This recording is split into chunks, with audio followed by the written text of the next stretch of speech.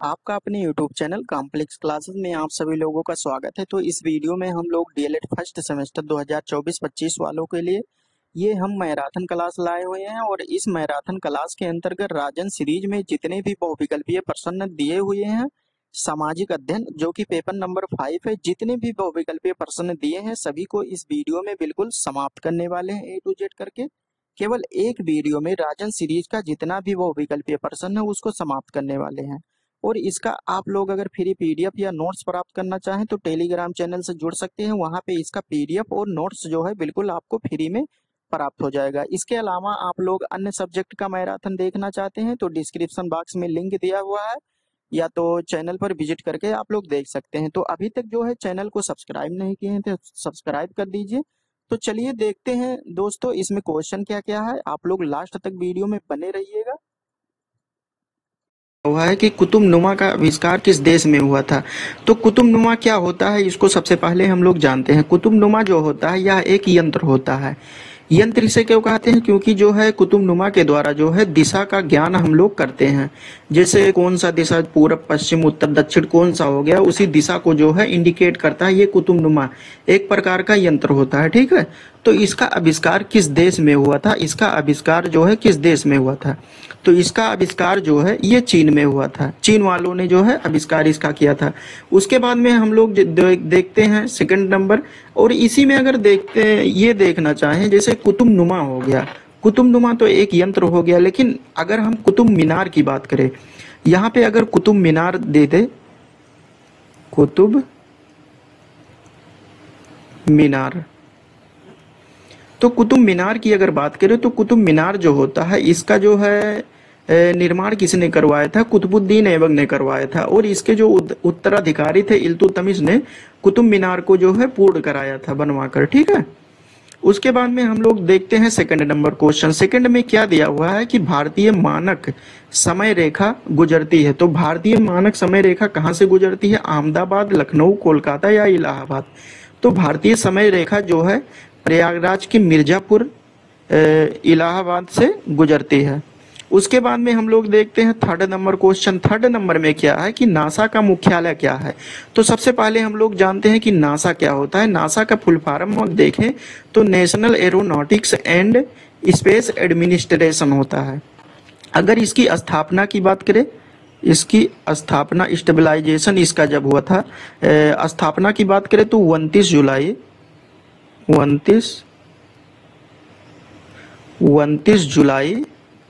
1958 को हुआ था, ठीक है। और इसके मुख्यालय की अगर बात करें तो मुख्यालय जो हो गया ये वाशिंगटन डीसी में है, ठीक है। अब यहीं पे नासा हम देखें तो अपना इसरो देख ले। अब इसरो का फुल फॉर्म क्या होता है, इसरो की फुल फॉर्म की अगर बात करें तो इंडियन स्पेस रिसर्च ऑर्गेनाइजेशन होता है, ठीक है। अगर इसका मुख्यालय देखें तो बेंगलुरु में है, बेंगलुरु। ये क्वेश्चन पूछ सकता है इसीलिए हम बता रहे हैं बेंगलुरु में है। इसके गठन की बात करें तो 15 अगस्त 1969 में इसका गठन हुआ था। तो नासा का मुख्यालय कहाँ पे है, नासा का मुख्यालय जो है वाशिंगटन डीसी कहाँ है, ये अमेरिका में है। तो वाशिंगटन डीसी अमेरिका में है, तो नासा का मुख्यालय यहाँ पे हो गया। और इसरो का मुख्यालय की अगर कभी पूछ ले तो बेंगलुरु होता है, ठीक है। अब हम लोग देखते हैं 4 नंबर क्वेश्चन। पूर्वी घाट तथा पश्चिमी घाट किस स्थान पर मिलते हैं। पूर्वी घाट, ये पूर्वी घाट हो गया भारत का, और ये पश्चिमी घाट हो गया। तो ये किस स्थान पर मिलते हैं, ये तो यहाँ पे ऑप्शन जो दिया है अन्नामलाई पर, नीलगिरी पहाड़ियों पर, सतपुड़ा पर्वत पर या नेपाल में। तो ये जो मिलती है ये नीलगिरी पहाड़ियों पर मिलता है, ठीक है। यहाँ पे ऑप्शन बा सही हो गया। ये सभी क्वेश्चन जो है 2023 में आया हुआ है, ठीक है। आप लोग ध्यान दीजिएगा, यहाँ पे देख सकते हैं। उसके बाद में हम लोग देखते हैं कि ग्रेट रिफ्ट घाटी किस महाद्वीप पर स्थित है, अफ्रीका में, उत्तरी अमेरिका में, यूरोप में या ऑस्ट्रेलिया में। तो ग्रेट रिफ्ट घाटी जो है ये महाद्वीप किस महाद्वीप में स्थित है, ये अफ्रीका में स्थित है। अब हम लोग 6 नंबर देखते हैं। भारत का सबसे लंबी तटरेखा वाला राज्य कौन सा है, केरल है, गुजरात है, गोवा है या तमिलनाडु। तो सबसे लंबी तट वाले रेखा की अगर बात करें तो ये गुजरात होता है। कितनी लंबाई है इसकी, 1600 किलोमीटर है, ठीक है। उसके बाद में यहाँ पे देखिए नासा आ गया। नासा के बारे में हमने बताया कि नासा का फुल फॉर्म क्या होता है। नासा इसरो बताएं, उसके बाद में नासा। नासा का फुल फॉर्म होगा national aeronautics and space administration. इसकी स्थापना की अगर बात करें तो स्थापना कब हुआ था इसमें, 1958। इसको हम पहले दिए हैं नासा और इसरो के बारे में, ठीक है। तो एग्जाम में जो है इसकी स्थापना, इसका जो है जो है कहाँ पे इसका मुख्यालय स्थित है, ये सभी पूछ सकता है, इसीलिए हम बताते चलते हैं जो इम्पोर्टेंट पॉइंट है ये डीएलएड वालों के लेवल से, ठीक है। अब यहाँ पे 8 नंबर क्वेश्चन क्या है, नगर पंचायत का कार्यकाल कितना होता है। जो नगर पंचायत होते हैं उसके कार्यकाल की अगर बात करें तो ये कितना होता है, 3 वर्ष होता है, 4 वर्ष होता है, 5 वर्ष या 6 वर्ष। तो इसके कार्यकाल की बात करें तो ये 5 वर्ष होता है नगर पंचायत का कार्यकाल। 9 नंबर की बात करें तो वैदिक ग्राम का मुखिया कहलाता है, कुलप कहलाता है, ग्रामिक कहलाता है या ग्रामीणी कहलाता है या विस्पति। तो ग्राम पंचायत का कार्यकाल जो है इसमें देखें हम लोग, उसके बाद में वैदिक ग्राम का मुखिया क्या कहलाता है, तो वैदिक ग्राम का मुखिया जो कहलाता है ये ग्रामीणी कहलाता है। ये ऑप्शन सा सही है। 10 नंबर की बात करें तो किस हड़प्पा सभ्यता हड़प्पा स्थल से कांस्य नर्तकी की मूर्ति प्राप्त हुई थी। कांसे की जो है नर्तकी की मूर्ति प्राप्त हुई थी, कालीबंगा, चन्होदड़ो, मोहनजोदड़ो या हड़प्पा से। तो इसका जो राइट आंसर होगा यहाँ पे ये मोहनजोदड़ो से कांस्य की मूर्ति प्राप्त हुई थी, कांस्य नर्तकी की मूर्ति प्राप्त हुई थी। अब 11 नंबर की बात करें तो ग्लोब पर 2 स्थानों के बीच न्यूनतम दूरी कितना होता है, 45 डिग्री उत्तरी अक्षांश पर, 45 डिग्री दक्षिणी अक्षांश पर, अंतर्राष्ट्रीय तिथि रेखा पर या प्रधान देशांतर पर। तो इसका जो राइट आंसर होगा ये अंतर्राष्ट्रीय तिथि रेखा होगा, ठीक है। इसके आगे हम लोग देखते हैं सिंधु घाटी सभ्यता के निवासियों का मुख्य भोजन क्या था। ये 2018 में क्वेश्चन आया हुआ है। तो सिंधु घाटी जो सभ्यता थी, निवासी जो निवास करते थे उसका मुख्य भोजन क्या था। ये 12 नंबर है, गेहूं, चावल, जौ या उपयुक्त सभी। तो इसमें सिंधु घाटी के निवासियों का मुख्य भोजन जो था ये गेहूं भी था, चावल भी था, जौ भी था। तो इसमें हो जाएगा उपयुक्त सभी। उसके बाद में 13 नंबर की बात करते हैं तो लीप वर्ष में फरवरी कितने दिन का होता है। एक होता है नॉर्मल वर्ष, सामान्य वर्ष, एक होता है लीप वर्ष। तो सामान्य वर्ष में क्या होता है कि फरवरी जो है 29 दिनों का होता है, और अगर लीप वर्ष की बात करें तो इसमें जो है 28 दिन का होता है, ठीक है। नहीं सॉरी, यहाँ पे उल्टा हो गया, सामान्य वर्ष में 28 दिन का होता है, लेकिन जब लीप वर्ष होता है ये लीप वर्ष में जो है 29 दिन का होता है। अब हम लोग देखते हैं 14 नंबर। 14 नंबर में क्या दिया हुआ है कि लीप वर्ष कितने वर्ष बाद आता है, 2 वर्ष, 3 वर्ष, 4 वर्ष या 5 वर्ष। तो लीप वर्ष जो आता है ये 4 वर्ष बाद आता है। उसके बाद में हम लोग 15 नंबर देखते हैं। 15 नंबर में क्या दिया हुआ है कि कन्फ्यूशियस का जन्म हुआ था। तो कन्फ्यूशियस मतलब कौन थे, ये एक महान दार्शनिक थे, ठीक है, महान दार्शनिक और विचारक थे। इनका जन्म जो है भारत में, चीन में, जापान में, अमेरिका में कहाँ पर हुआ था। तो इनके जन्म की अगर बात करें तो ये चीन में हुआ था इनका जन्म। अब 16 नंबर की अगर बात करें तो चीन का प्रसिद्ध दार्शनिक था लाओ त्से, कन्फ्यूशियस, आबा दोनों या कोई नहीं। तो चीन का प्रसिद्ध दार्शनिक कौन था, चीन के अगर प्रसिद्ध दार्शनिक की बात करें तो इसमें हो जाएगा लाओ त्से और कन्फ्यूशियस। इसमें दोनों जो है चीन के महान दार्शनिक थे। उसके बाद में 17 नंबर देखते हैं। 17 नंबर में क्या दिया हुआ है कि सूर्य के चारों ओर परिक्रमा करने वाले खगोलीय पिंड क्या कहलाते हैं। जैसे यहाँ पे सूर्य हो गया, सूर्य के चारों ओर जो परिक्रमा करते हैं उसे क्या कहते हैं, क्षुद्र ग्रह, उपग्रह या ग्रह या पुच्छल तारा। तो उसे जो कहते हैं ग्रह कहते हैं। और उपग्रह किसे कहते हैं, जो ग्रहों की ग्रह, मान लिया कि ये पृथ्वी ग्रह हो गया, पृथ्वी जो है ग्रह हो गया। अब ग्रहों के चारों ओर जो गति करते हैं उसे उपग्रह कहते हैं। अब 18 नंबर हम लोग देखते हैं। 18 नंबर में क्या दिया हुआ है कि वायुमंडल के किस स्तर में सर्वाधिक मौसमी घटनाएं होती है। तो सबसे अधिक मौसमी घटनाएं किस मंडल में होती है। वायुमंडल की अलग अलग जो स्तर होते हैं, यहाँ पे है समताप मंडल, क्षोभ मंडल, आयन मंडल और वायुमंडल। तो इसमें अगर राइट आंसर की बात करें तो मौसमी घटनाएं, सर्वाधिक मौसमी घटनाएं ये क्षोभ मंडल में होती है। 19 नंबर की बात करें, सांख्य दर्शन के प्रवर्तक कौन थे, कपिल थे, पतंजलि थे या गौतम थे या जैमिनी थे। तो सांख्य दर्शन के प्रवर्तक जो थे ये कपिल मुनि थे, ठीक है। उसके बाद में 20 नंबर की बात करें, महाभारत को अन्य किन नामों से जाना जाता है। जय संहिता, सहस्त्र संहिता या आ या बा दोनों। तो इसमें जो महाभारत के जो अन्य नाम है, तो इसे भारत भी कहा जाता था, भारत भी कहा जाता था, और उसके बाद में महाभारत भी कहा जाता था।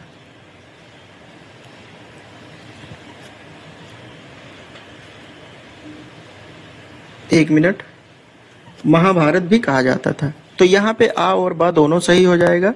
उसके बाद में 21 नंबर क्या है, सत्यमेव जयते।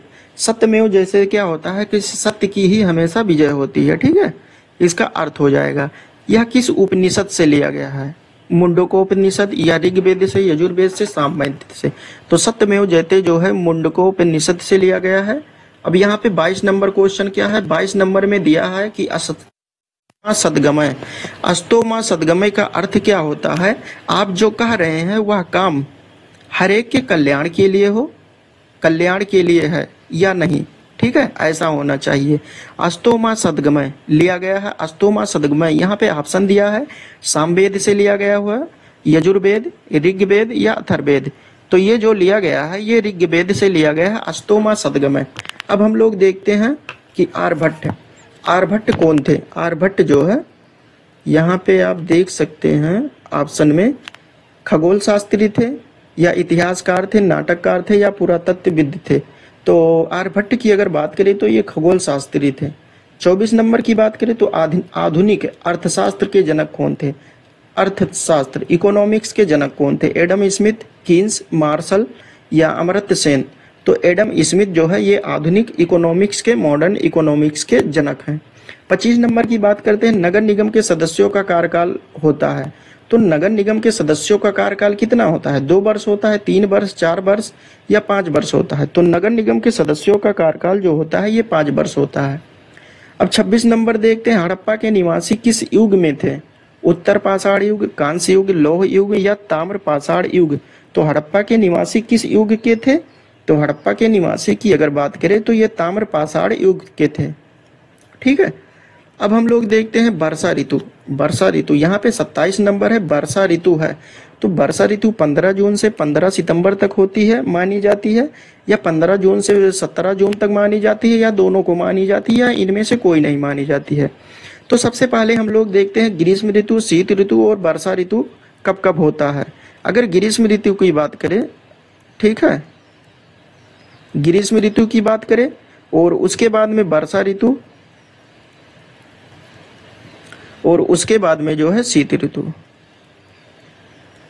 तो ग्रीष्म ऋतु जो होता है ये 15 मार्च से स्टार्ट होता है,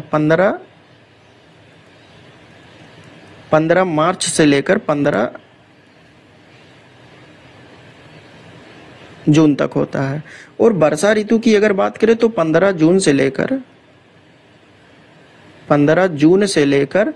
15 सितंबर तक होता है, ठीक है। और शीत ऋतु की बात करें तो 15 दिसंबर से लेकर 15 मार्च तक होता है। तो इस प्रकार से क्वेश्चन आगे आ सकते हैं, ठीक है, इस प्रकार से क्वेश्चन आ सकते हैं। तो ये इंपॉर्टेंट हो जाता है, ये आप लोग जो है याद रखिएगा। तो वर्षा ऋतु अगर की बात करें तो 15 जून से 15 सितंबर, तो 15 जून से 15 सितंबर ये ऑप्शन नंबर सही हो जाएगा। उसके बाद में हम लोग 28 नंबर देखते हैं। 28 नंबर में क्या दिया है कि सबसे प्राचीन पुराण कौन सा है, मत्स्य पुराण, विष्णु पुराण या नारद पुराण या इनमें से कोई नहीं।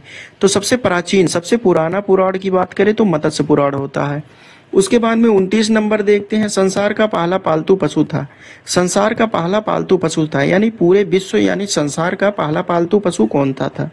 ऑप्शन दिया है घोड़ा, कुत्ता, गाय या बकरी। तो संसार का सबसे पालतू पशु जो था ये कुत्ता था, आप सभी लोगों को पता है। उसके बाद में 30 नंबर देखते हैं। 30 नंबर में क्या है कि सूर्य से सबसे दूर स्थित ग्रह कौन सा है। यम है, नेपच्यून वरुण कहते हैं इसे, यूरेनस अरुण कहते हैं या जुपिटर कहते हैं। तो इसमें अगर बात करें तो सूर्य से सबसे दूर ग्रह तो ये सूर्य हो गया। उसके बाद में क्या स्टार्ट होता है, बुध होता है, बुध, शुक्र, पृथ्वी, मंगल, बृहस्पति, उसके बाद में शनि, अरुण, वरुण, यम। अब यम को हम जो है गोला करते हैं, ये इस समय नहीं है। कितना हो गया, 1 2 3 4 5 6 7 8, 8 ग्रह जो है इस समय वर्तमान समय में 8 ग्रहों को माना जाता है कि ग्रह कितने हैं, 8 हैं। अब इसमें क्या कह रहा था, यहाँ पे यम को जो है 24 अगस्त 2006 को इसको निकाल दिया गया था, क्योंकि ये अपनी कक्षाओं में परिक्रमा करने के बावजूद दूसरे ग्रह के कक्षाओं में परिक्रमा करने लगता था, इसीलिए जो है इसको जो है निकाल दिया गया यम को। पहले 9 ग्रह था, उसके बाद में निकालने के बाद 8 ग्रह बचे। अब क्वेश्चन में क्या पूछे जा रहा है कि सूर्य से सबसे दूर स्थित ग्रह, तो सूर्य यहाँ पे ये सूर्य हो गया, सूर्य से सबसे दूरी पर स्थित ग्रह, ठीक है। तो बुध, शुक्र, पृथ्वी, मंगल, बृहस्पति, शनि, अरुण, वरुण, तो सबसे दूरी पर ये स्थित है, ठीक है। ये जो है स्थिति के आधार पर हम लिखे हैं। सबसे पहले बुध, शुक्र, पृथ्वी, तो सबसे दूरी पर वरुण। वरुण कहाँ पे है, वरुण को जो है नेपच्यून कहते हैं। इसका इंग्लिश मीनिंग भी आप लोग याद कर लीजिएगा, क्योंकि कंपटीशन में जो है कहीं इंग्लिश दिया रहता है, कभी हिंदी दिया रहता है, ठीक है। उसके बाद में 31 नंबर देखते हैं। 31 नंबर में क्या दिया हुआ है कि खुदाई द्वारा ऐतिहासिक तथ्यों का पता लगाने वाले व्यक्तियों को क्या कहते हैं। जो खुदाई द्वारा ऐतिहासिक तथ्य होते हैं, उसको खुदाई द्वारा जो पता लगाते हैं, उस प्रकार व्यक्तियों को क्या कहते हैं। वैज्ञानिक कहते हैं, इतिहासकार कहते हैं, पुरातत्वविद कहते हैं या भूवैज्ञानिक कहते हैं। तो इसको जो है पुरातत्व कहते हैं। उसके बाद में देखते हैं वेदों की संख्या कितनी होती है। वेदों की संख्या 1 2 3 4, तो वेदों की संख्या 4 होती है। कौन कौन से, ऋग्वेद, यजुर्वेद, सामवेद और अथर्ववेद होते हैं। अब हम लोग देखते हैं 33 नंबर। 33 नंबर में क्या दिया हुआ है कि मेसोपोटामिया की सभ्यता का जन्म हुआ था नील नदी के घाटी के किनारे, सिंधु नदी की घाटी के किनारे, या दजला फरात नदी घाटी के किनारे, या यांग टीसी क्यांग नदी घाटी के किनारे। तो 33 नंबर की अगर बात करें तो ये मेसोपोटामिया की सभ्यता की अगर बात करें, ये तो दजला फरात नदी घाटी के सामने हुआ था, ठीक है, घाटी के किनारे हुआ था। और अगर नील नदी की बात करें तो नील नदी के किनारे जो है किस सभ्यता का विकास हुआ था, तो यहाँ पे मिस्र की सभ्यता का विकास हुआ था। मिस्र को इंग्लिश में जो है इजिप्ट कहते हैं। मिस्र की सभ्यता का विकास हुआ था, मिस्र सभ्यता। राइटिंग थोड़ा मेरा सही नहीं है, मैनेज करिएगा आप लोग। और सिंधु नदी घाटी की सभ्यता का विकास जो है, सिंधु नदी के किनारे जो है सिंधु घाटी सभ्यता का विकास हुआ था। सिंधु सभ्यता का विकास हुआ, आप लोग इतना समझ सकते हैं। उसके बाद में दजला फरात नदी के किनारे मेसोपोटामिया, ये क्वेश्चन में दिया हुआ है, यहाँ पे देख सकते हैं। यांग टीसी क्यांग नदी के किनारे किसका हुआ था, तो इसको छोड़िए आप लोग, हमको भी नहीं पता। आप लोग जो है गूगल पर सर्च करके बताइएगा हमको भी कमेंट बॉक्स में। 34 नंबर की अगर बात करते हैं, संविधान सभा का अस्थाई अध्यक्ष कौन था। तो अस्थाई अध्यक्ष को जानने से पहले हम लोग जानते हैं कि अस्थाई अध्यक्ष कौन था। इसमें जो है 2 प्रकार से क्वेश्चन पूछा जाता है, एक अस्थाई पूछा जाता है अस्थाई अध्यक्ष, और एक होता है अस्थाई अध्यक्ष। अब यहाँ पे अस्थाई अध्यक्ष की अगर बात करें तो अस्थाई अध्यक्ष जो थे सच्चिदानंद सिन्हा थे, सच्चिदानंद सिन्हा थे। और अस्थाई अध्यक्ष की अगर बात करें तो डॉक्टर राजेंद्र प्रसाद थे, ठीक है। यदि किसी ग्राम सभा की कुल जनसंख्या 3000 है, कितनी है, 3000, तो उसकी ग्राम पंचायत की सदस्य संख्या कितनी होगी, 9 हो गया, 11 हो गया, 13 हो गया, 15 हो गया। तो इसका जो राइट आंसर होगा ये 13 होगा, ठीक है। उसके बाद में कैनियन दर्रा का निर्माण होता है। 36 नंबर देखते हैं, कैनियन दर्रा का निर्माण जो है किस नदी के द्वारा होता है या किसके द्वारा होता है, ठीक है। निर्माण किसके द्वारा होता है, नदी द्वारा होता है, हवा द्वारा होता है, ग्लेशियर द्वारा होता है, या समुद्री लहरों द्वारा होता है। तो इसका जो राइट आंसर है ये नदियों द्वारा जो है कैनियन दर्रा का निर्माण होता है। 37 नंबर देखते हैं। 37 नंबर में क्या है कि भारत का सबसे लंबी तट रेखा वाला राज्य है। सबसे लंबी तट रेखा वाला राज्य की अगर बात करें तो केरल हो गया, गोवा हो गया, गुजरात हो गया, तमिलनाडु हो गया। तो सबसे लंबी तट रेखा जो होती है ये गुजरात की, भारत ये हो गया, यहाँ पे गुजरात हो गया, ठीक है।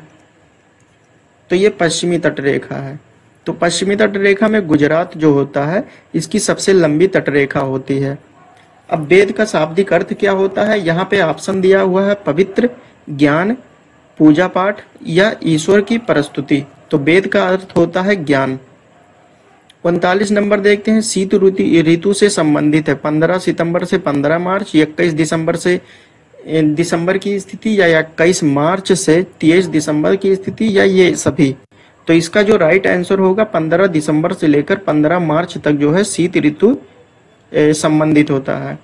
मौर्य काल के संस्थापक कौन थे? मौर्य काल की अगर बात करें तो मौर्य काल के संस्थापक कौन थे? चंद्रगुप्त मौर्य थे, बिंदुसार थे, अशोक थे, या कुणाल थे? तो मौर्य काल के संस्थापक की अगर बात करें तो यहाँ पे चंद्रगुप्त मौर्य जो थे ये मौर्य काल के संस्थापक थे। उसके बाद हम लोग देखते हैं 41 नंबर। 41 नंबर में क्या दिया हुआ है कि नालंदा विश्वविद्यालय की स्थापना किसके शासनकाल में हुआ था? यानी नालंदा विश्वविद्यालय की स्थापना किसके शासनकाल में हुआ था? यहाँ पे ऑप्शन दिया हुआ है कुमारगुप्त प्रथम, कुमारगुप्त द्वितीय, स्कंदगुप्त, या समुद्रगुप्त। तो यहाँ पे जो राइट आंसर है, नालंदा विश्वविद्यालय की स्थापना जो है कुमारगुप्त ने किया था। ठीक है। उसके बाद में 42 नंबर देखते हैं, उपनिषद की संख्या कितनी होती है? उपनिषद की संख्या कितनी होती है? तो सबसे पहले देखते हैं उपनिषद का जो अर्थ होता है इसका मतलब क्या होता है। तो उपनिषद का अर्थ होता है कि समीप बैठना, समीप बैठना, समीप बैठना इसका अर्थ होता है उपनिषद मीन्स समीप बैठना। 105, 108, 106, 104। तो इसका जो राइट आंसर होता है 108 होता है। 108 उपनिषद की संख्या जो है टोटल 108 होती है। उसके बाद में हम लोग देखते हैं कि महाभारत के रचयिता कौन थे। 43 नंबर की बात करें तो महाभारत के रचयिता महर्षि वाल्मीकि थे, वेद व्यास थे, या इनमें से दोनों, या इनमें से कोई नहीं। तो महाभारत के रचयिता जो थे वेद व्यास जी थे। ठीक है। उसके बाद में 44 नंबर देखते हैं, प्रमुख शक्ति के साधन है। शक्ति के कौन कौन से साधन है? यहाँ पे ऑप्शन दिया हुआ है। ऑप्शन आ में दिया हुआ है कोयला, विद्युत, खनिज तेल। ऑप्शन बा में दिया हुआ है लोहा, इस्पात, वायु एवं जल, ये सभी। तो प्रमुख शक्ति के जो है साधन ये सभी होते हैं। जितना दिया है, लोहा हो गया, इस्पात और वायु जल हो गया, कोयला हो गया, विद्युत और खनिज तेल। तो ये सभी जो होते हैं ये प्रमुख शक्ति के साधन होते हैं। प्राकृतिक आपदाएं हैं, इनमें से कौन सा प्राकृतिक आपदाएं हैं? ऑप्शन दिया हुआ है भूकंप, बाढ़, सूखा, या ये सभी। तो प्राकृतिक आपदाओं की बात करें तो बाढ़ जो है ये भी प्राकृतिक आपदा है, भूकंप है ये भी प्राकृतिक आपदा है, सूखा की बात करें तो ये भी प्राकृतिक आपदा है। तो इस प्रकार से ये सभी जो ऑप्शन दिया हुआ है ये सभी जो है प्राकृतिक आपदाएं होती है। अब हम लोग देखते हैं 46 नंबर। 46 नंबर की बात करें तो पछुआ हवाओं की विशेषताएं, पछुआ हवा जो चलता है उसकी विशेषताओं के बारे में यहाँ पे दिया हुआ है। दिया हुआ है ये हवाएं उच्च दाब पेटी से निम्न दाब पेटी की ओर बहती है, उच्च दाब पेटी से निम्न दाब पेटी की ओर बहती है। दूसरा नंबर दिया, इसका क्षेत्र दोनों गोलार्ध में 30 डिग्री से 50 डिग्री अक्षांशों तक होता है। ये हवाएं आवाज करके चलती है, या ये सभी। तो 46 का जो सही होगा ये सभी जो है पछुआ हवा की विशेषताएं होती है। 47 नंबर की अगर बात करें, जब पृथ्वी पश्चिम से पूरब की ओर, पृथ्वी जो होता है ये पश्चिम से पूरब की ओर, जैसे ये अगर पृथ्वी हो गया तो ये पूरब हो गया और ये पश्चिम हो गया। ठीक है। तो इसमें क्या कह रहा है, पश्चिम से पूरब की ओर। इस प्रकार पश्चिम से पूरब की ओर अपने अक्ष पर घूमती है, तब जो भाग सूर्य के पीछे आता है वहां होता है। जो भाग सूर्य के पीछे आएगा, रात होगी, दिन होगी, या दिन और रात होगी, या इनमें से कोई नहीं होगी। तो यहाँ पे जो है सूर्य के पीछे वाला भाग को जो है रात कहते हैं, वहां पे रात होगी। अब हम लोग देखते हैं 48 नंबर क्वेश्चन। 48 नंबर में क्या दिया हुआ है कि कांस्य युगीन सैंध्य सभ्यता अपने विकसित रूप में कब प्रकट होती है? 2300 ईसा पूर्व, 2500 ईसा पूर्व, 2400 ईसा पूर्व, या 2700 ईसा पूर्व। तो इसका जो राइट आंसर है होता है ये 2500 ईसा पूर्व में अपने विकसित रूप में कब प्रकट हुई? ये 2500 ईसा पूर्व में प्रकट हुई। अब 49 नंबर की बात करें तो हड़प्पा सभ्यता का संबंध होता है। हड़प्पा सभ्यता का संबंध किससे होता है? यहाँ पे रावी नदी हो गया, सिंधु नदी हो गया, सतलज नदी और घाघरा नदी। तो हड़प्पा सभ्यता का संबंध जो ये रावी नदी पे होता है। ठीक है। सिंधु घाटी सभ्यता, हड़प्पा सभ्यता के उत्खननकर्ता कौन थे? राखालदास बनर्जी, दयाराम साहनी, रंगनाथ राव या बी के थापर। तो इसका जो राइट आंसर होगा ये दयानंद साहनी होगा। ठीक है, 50 क्वेश्चन देखें। उसके बाद में इसमें हम कुछ ट्रिक की बात अगर करना चाहें तो यहाँ देख सकते हैं, इसमें हम ये बताना चाहते हैं आपको कि ट्रिक फाउंडेशन देखिए यहाँ पे किस प्रकार से होता है। 1 मिनट रुकिए, उसके बाद में हम बताते हैं आप लोगों को। यहाँ पे आप देख सकते हैं ट्रिक फाउंडेशन, इसको हमको किस प्रकार से याद करना है, एक दोहे के रूप में ये सभी याद करना है। ठीक है, ये हमने याद करने के लिए अपने लिए बनाया था। जैसे हो गया हड़प्पा, रावी, राय बहादुर, मोहन, काली, गग्गर, ब्रजवासी, चन्हु, सिंधु गोपाल, मांडा, चेनाब जोशी, आलम, हिंडन शर्मा, सुर, सरस्वती जोशी, रोपड़, सतलज शर्मा, राखी, गग्गर, सूरजभान, लोथर, भोगवा राव, कोट दीजी, सिंधु फजल, रंगपुर, भादर राव, सुलका, गो, सादी जार्ज, बनावली, सरस्वती बिष्ट, सुलका, गेंडोर, दास्क जार्ज, धौलावीरा, मानस बिष्ट। ठीक है, तो यहाँ पे इसमें हमको जो है ये दोहा याद करने से क्या फायदा होगा। जैसे यहाँ पे हो गया हड़प्पा, तो हड़प्पा जो हो गया ये स्थल का नाम हो गया, ये स्थल का नाम हो गया, ये स्थल का नाम हो गया। और ये जो है रावी, रावी क्या है, ये नदी का नाम हो गया। उसके बाद में राय बहादुर, ये उत्खनन करता हो गए, उत्खनन करता हो गए। ठीक है, तो इस प्रकार से हमने ट्रिक फाउंडेशन किया है। और मोहन, मोहन मतलब होता है मोहनजोदड़ो, सिंधु मतलब सिंधु नदी के किनारे है, और राखाल मतलब राखालदास बनर्जी ने इसके उत्खनन करता थे। काली की बात करें तो काली घग्गर बरसवासी, यानी काली बंगा जो था वो घग्गर नदी के किनारे था, और ब्रजवासी ने जो है उत्खनन कराए थे। चन्हु, चन्हु मतलब होगा चन्हुदड़ो, सिंधु मतलब सिंधु नदी के तट पर, गोपाल मतलब गोपाल, ये उत्खनन करता थे। अब इसमें एक ट्रिक और देख लेते हैं कि हड़प्पा सभ्यता के निवासी इन धातुओं से परिचित थे कौन कौन से। इसका अगर ट्रिक देखना चाहें तो सोचता सीटी होता है। ठीक है, सोचता सा मतलब सोना हो गया, यहाँ पे देख सकते हैं। चा मतलब चांदी हो गया, ता मतलब तांबा, और टा मतलब टिन हो गया। उसके बाद में सा मतलब सीसा हो गया। तो हड़प्पा सभ्यता के निवासी इन धातुओं से परिचित थे। ठीक है, ये सभी धातु हैं। तो इस प्रकार से इसका आप लोग स्क्रीनशॉट ले लीजिए, और इसको जो है आप लोग सुबह उठकर 5 मिनट डेली इसको रट ढालिए। रटने के सिवा कुछ समझना नहीं है, इसको याद रहेगा। जैसे हो गया, पूछ लिया एग्जाम में कि हड़प्पा सभ्यता किस नदी के किनारे, तो हड़प्पा, रावी, राय बहादुर, मोहन, सिंधु, राखाल, काली, गग्गर, ब्रजवासी, चन्हु, सिंधु गोपाल। इस प्रकार से आप लोगों को याद रहेगा तो आप तुरंत बता सकते हैं। ठीक है, नहीं तो कितना आप लोग याद करेंगे। जैसे हड़प्पा हो गया, रावी हो गया, 1 2 3 4 4 4 8, यानी 4 चौक 16, 16 नदियों के नाम, 16 उत्खनन करता, और 16 जगह का नाम याद करना पड़ेगा। ठीक है, इतना कठिन हो जाता है, लेकिन अगर आप लोग 5 मिनट डेली देते हैं, इसको आप लोग रट लीजिए, सीधी बात है। और उत्खनन करता, नदी और स्थल का नाम जो है आप लोगों को याद हो जाएगा। तो चलिए दोस्तों, अगला क्वेश्चन देखते हैं। यहाँ पे हम लोग 50 नंबर तक देखे थे। अब हम देखते हैं कि भारत की सबसे लंबी नदी कौन सी है। भारत की गंगा नदी, यमुना नदी, गोदावरी नदी, या ये सभी। तो भारत की सबसे लंबी नदी की अगर बात करें तो गंगा नदी होता है, लंबी नदी यहाँ पे है। अगर चौड़ी नदी की बात करें, इसके स्थान पर चौड़ी नदी पूछ ले तो चौड़ी में हो जाएगा ब्रह्मपुत्र, ब्रह्मपुत्र।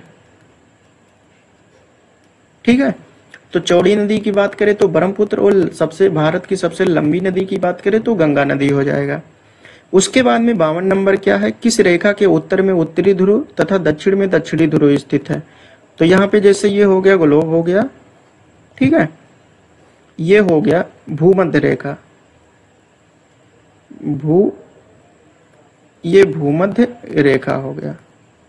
तो यहाँ पे क्या कह रहा है कि किस रेखा के उत्तर में, ये नॉर्थ हो गया, तथा दक्षिण में दक्षिणी ध्रुव स्थित है, ये साउथ हो गया। ठीक है, अब इसमें जो है ये भूमध्य रेखा हो गया, इसी को कहते हैं विषुवत रेखा। तो ऑप्शन दिया है कि भूमध्य रेखा, कर्क रेखा, मकर रेखा, या ये सभी। तो तो इसका जो राइट आंसर होगा भूमध्य रेखा। ये भूमध्य रेखा के उत्तरी में उत्तरी ध्रुव है, यहाँ पे देख सकते हैं ये उत्तरी ध्रुव है और ये जो है दक्षिणी ध्रुव है। तो किसके, भूमध्य रेखा के उत्तर में ये उत्तर की तरफ है और ये दक्षिण की तरफ है। तो यहाँ पे भूमध्य रेखा इसका राइट आंसर हो जाएगा। उसके बाद में हम लोग देखते हैं 53 नंबर क्वेश्चन। 53 नंबर में क्या दिया हुआ है, किस रेखा के उत्तर में उत्तरी गोलार्ध तथा दक्षिण में दक्षिणी गोलार्ध स्थित है। उत्तर में उत्तरी गोलार्ध तथा दक्षिण में दक्षिणी गोलार्ध स्थित है। ठीक है, तो वही सेम क्वेश्चन है, ये भूमध्य रेखा हो जाएगा। अब हम लोग देखते हैं मूल अधिकारों की संख्या। मूल अधिकारों की संख्या कितनी होती है, 6 होती है, 5 होती है, 4 होता है या 7 होती है। तो यहाँ पे मूल अधिकारों की संख्या की बात करें तो 6 होती है। ठीक है, और मूल कर्तव्यों की संख्या की बात करें तो 11, 13, 12 या 14। तो मूल कर्तव्यों की संख्या जो होती है वो 11 होती है। अब हम लोग जो है मूल अधिकारों के बारे में थोड़ा सा जो है देख लेते हैं क्या होता है। यहाँ पे आप देख सकते हैं मूल अधिकार के बारे में अगर हम देखें, मूल अधिकार ये है। यहाँ पे अगर आप लोग देखना चाहें, पहला नंबर हो गया समानता का अधिकार, राइट टू इक्वलिटी, ये समानता का अधिकार हो गया। उसके बाद में यहाँ पे देख सकते हैं समानता का अधिकार, स्वतंत्रता का अधिकार, शोषण के विरुद्ध अधिकार, और उसके बाद में धार्मिक स्वतंत्रता का अधिकार, संस्कृति और शिक्षा से संबंधित अधिकार, संवैधानिक उपचारों का अधिकार। ठीक है, तो यहाँ पे मूल अधिकारों की संख्या 6 है। तो ये टोटल 6 अधिकार हो गए। इसको हम विस्तार से कब पढ़ेंगे, जब जो है लघुत्तरीय प्रश्न या अति लघुत्तरीय प्रश्नों को आप लोगों को कराएंगे तो वहां पे हम लोग विस्तार से पढ़ेंगे। अभी अगर विस्तार से पढ़ने लगे तो बहुत लंबा वीडियो हो जाएगा। अब हम लोग जो है 56 नंबर की अगर बात करते हैं, यहाँ पे देख सकते हैं 56 नंबर। 56 नंबर में क्या दिया हुआ है कि सबसे प्राचीन फसल मानी जाती है जौ, गेहूं या दोनों या इनमें से कोई नहीं। तो सबसे प्राचीन फसल की अगर बात करें तो ये जौ भी होता है और गेहूं भी होता है। अब 57 नंबर की बात करें तो मोहनजोदड़ो का संबंध किस नदी से है। तो अगर वहां पे आप लोग जो दोहा, हमने दोहा इसके पहले बताया है, ठीक है, उसको आप लोग रट लीजिए, सीधी बात है। तभी इतना याद नहीं करना पड़ेगा। जैसे हड़प्पा, रावी, राय बहादुर, मोहन सिंधु राखाल। मोहन सिंधु, मोहन आया, मोहन मतलब सिंधु, सिंधु मतलब सिंधु नदी के किनारे ये स्थित था, संबंध था। ठीक है, ऐसे याद हो गया। अब 57 का कौन सा सही हुआ, 57 का जो है ये ऑप्शन नंबर ये सही हुआ आ। अब हम लोग 58 नंबर की अगर बात करें, ग्रीष्म ऋतु से संबंधित है। ये सभी क्वेश्चन जो है हमने सबसे पहले करा दिया है। ठीक है, ये 15 मार्च से 15 जून तक स्थित है, इसको आप लोग याद कर लीजिए। अब यहाँ पे 59 नंबर देखते हैं, दोहा से कितना क्वेश्चन जो है क्लियर होता है। मोहनजोदड़ो के उत्खनन करता मोहन सिंधु राखाल। मोहन सिंधु नदी के किनारे था, राखाल अगर जो है दोहा याद किए हैं, हड़प्पा, रावी, राय बहादुर, मोहन सिंधु राखाल, मोहन सिंधु राखाल। तो राखाल दास बनर्जी कहाँ पे हैं, यहाँ पे ऑप्शन बी में है। तो यहाँ पे इस प्रकार से जो है ऑप्शन बी नंबर सही हो गया। अब 60 नंबर की बात करते हैं। मैकमोहन रेखा का संबंध किससे होता है, भारत और चीन के बीच में, भारत और पाकिस्तान के बीच में, भारत और अमेरिका के बीच में, इनमें से कोई नहीं। तो मैकमोहन इस प्रकार देख सकते, मैक MAKE, जैसे जो चाइना का प्रोडक्ट होता है, इसका आप लोग अगर ट्रिक से याद करना चाहें, हम कैसे याद किए थे जब पढ़ाई करते थे, तो इस प्रकार देखिए, चाइना और भारत के बीच जो रेखा होती है उसे क्या कहते हैं, मैकमोहन रेखा, मैकमोहन रेखा कहते हैं।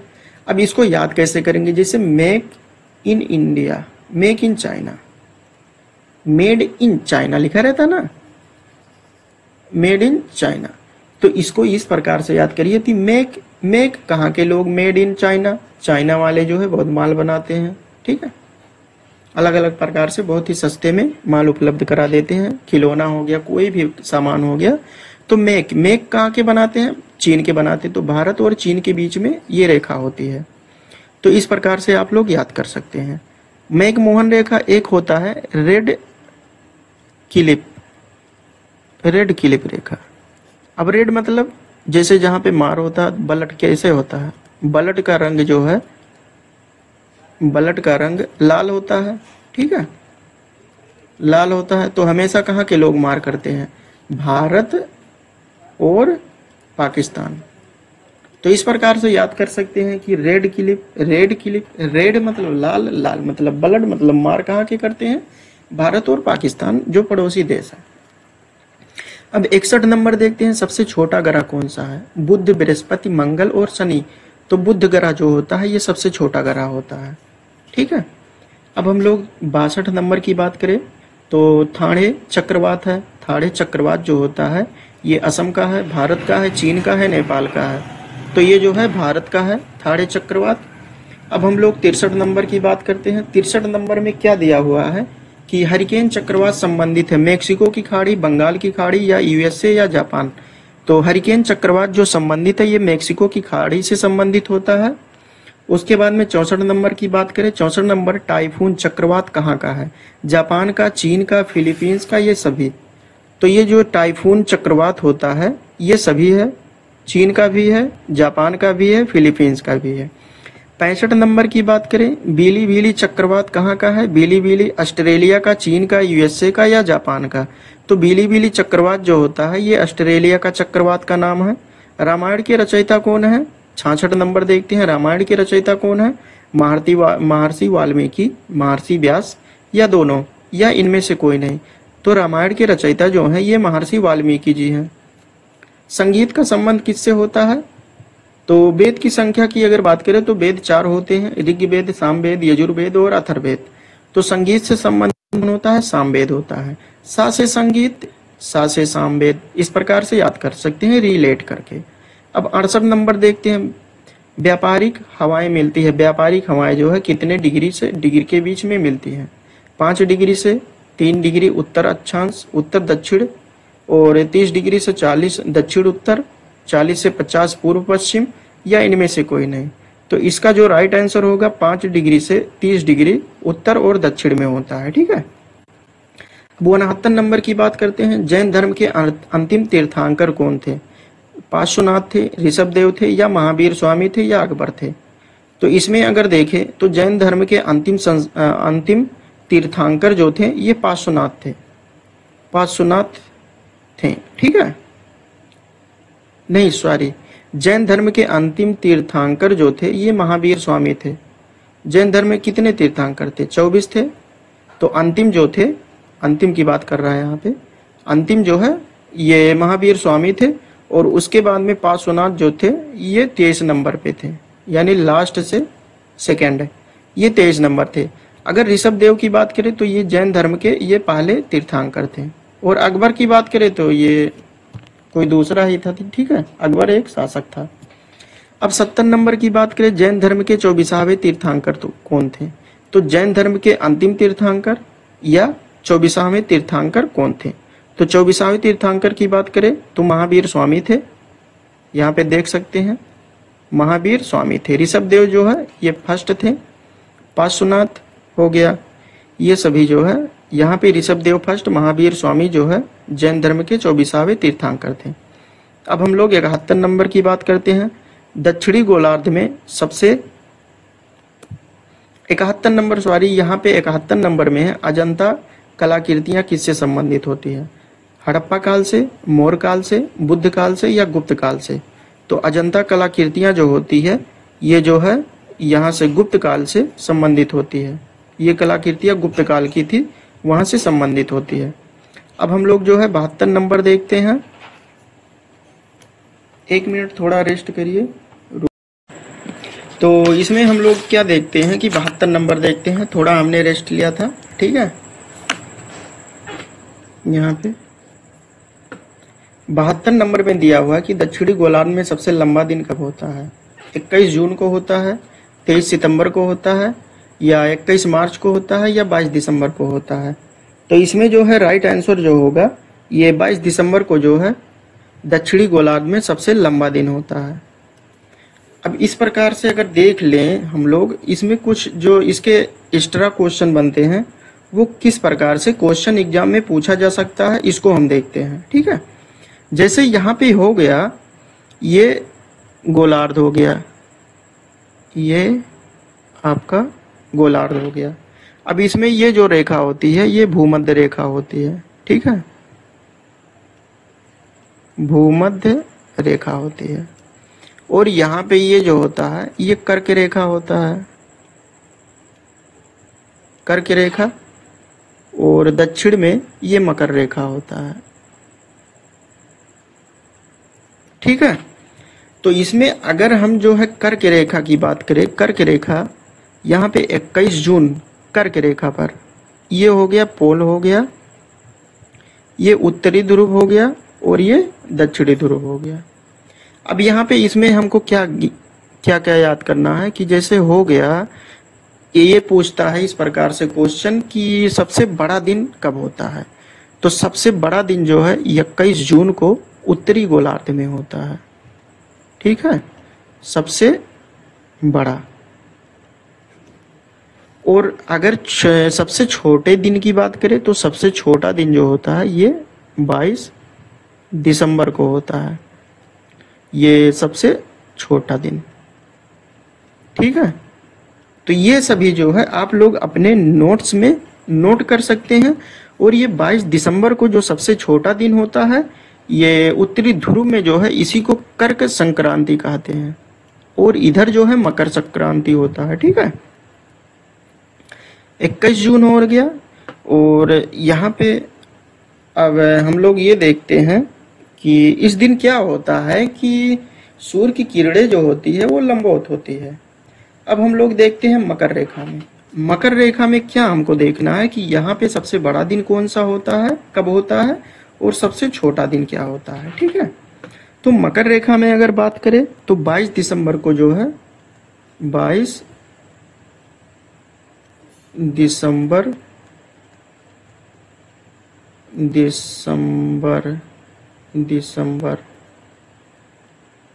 22 दिसंबर को क्या होता है, 22 दिसंबर को मकर संक्रांति मनाया जाता है और सबसे बड़ा दिन इसी में होता है, ठीक है, सबसे बड़ा दिन, ये आप लोग याद कर लीजिएगा। और अगर 22 दिसंबर को सबसे बड़ा दिन होता है तो सबसे छोटा दिन कब होगा, 21 जून को सबसे छोटा दिन होगा, सबसे छोटा दिन होगा, ठीक है। और 22 दिसंबर को जो है मकर संक्रांति कहते हैं, इसी को कहते हैं मकर संक्रांति, ठीक है। और अगर इसमें अगर बात करें तो 21 जून को जो है ये कर्क संक्रांति कहते हैं, 21 जून को ये कर्क संक्रांति कहते हैं। ये सभी जो है आप लोग नोट कर लीजिए। और एक क्वेश्चन इस प्रकार से कि पूछता है कि विषु किसे कहते हैं, विषु। तो विषु उसे कहते हैं जब सूर्य की किरणें विषुवत रेखा पर लंबवत पड़ती है एवं दिन व रात बराबर होते हैं। तो विषुवत रेखा ये भूमध्य रेखा हो गया, जैसे कोई यहाँ पे सूर्य हो गया तो इसकी किरणें जब लंबवत पड़ती है, ठीक है, तो इसी को जो है विषु कहते हैं। उसी के कारण दिन और रात बराबर होते हैं। बसंत विषु कब होता है, बसंत विषु की बात करें तो 21 मार्च को जो है बसंत विषु, और एक होता है शरद विषु। तो बसंत, एक मिनट रुकिए, यहाँ पे बसंत विषु, ये सभी आप लोग डेट नोट कर लीजिए, बसंत विषु या शरद विषु। तो बसंत विषु की बात करें तो 21 मार्च होता है इसका दिन, 21 मार्च। और उसके बाद में शरद ऋतु की बात करें तो ये 23 सितंबर होता है। इसमें क्या होता है कि दिन और रात, दिन और रात ये सभी जो है ये बराबर होते हैं, ठीक है।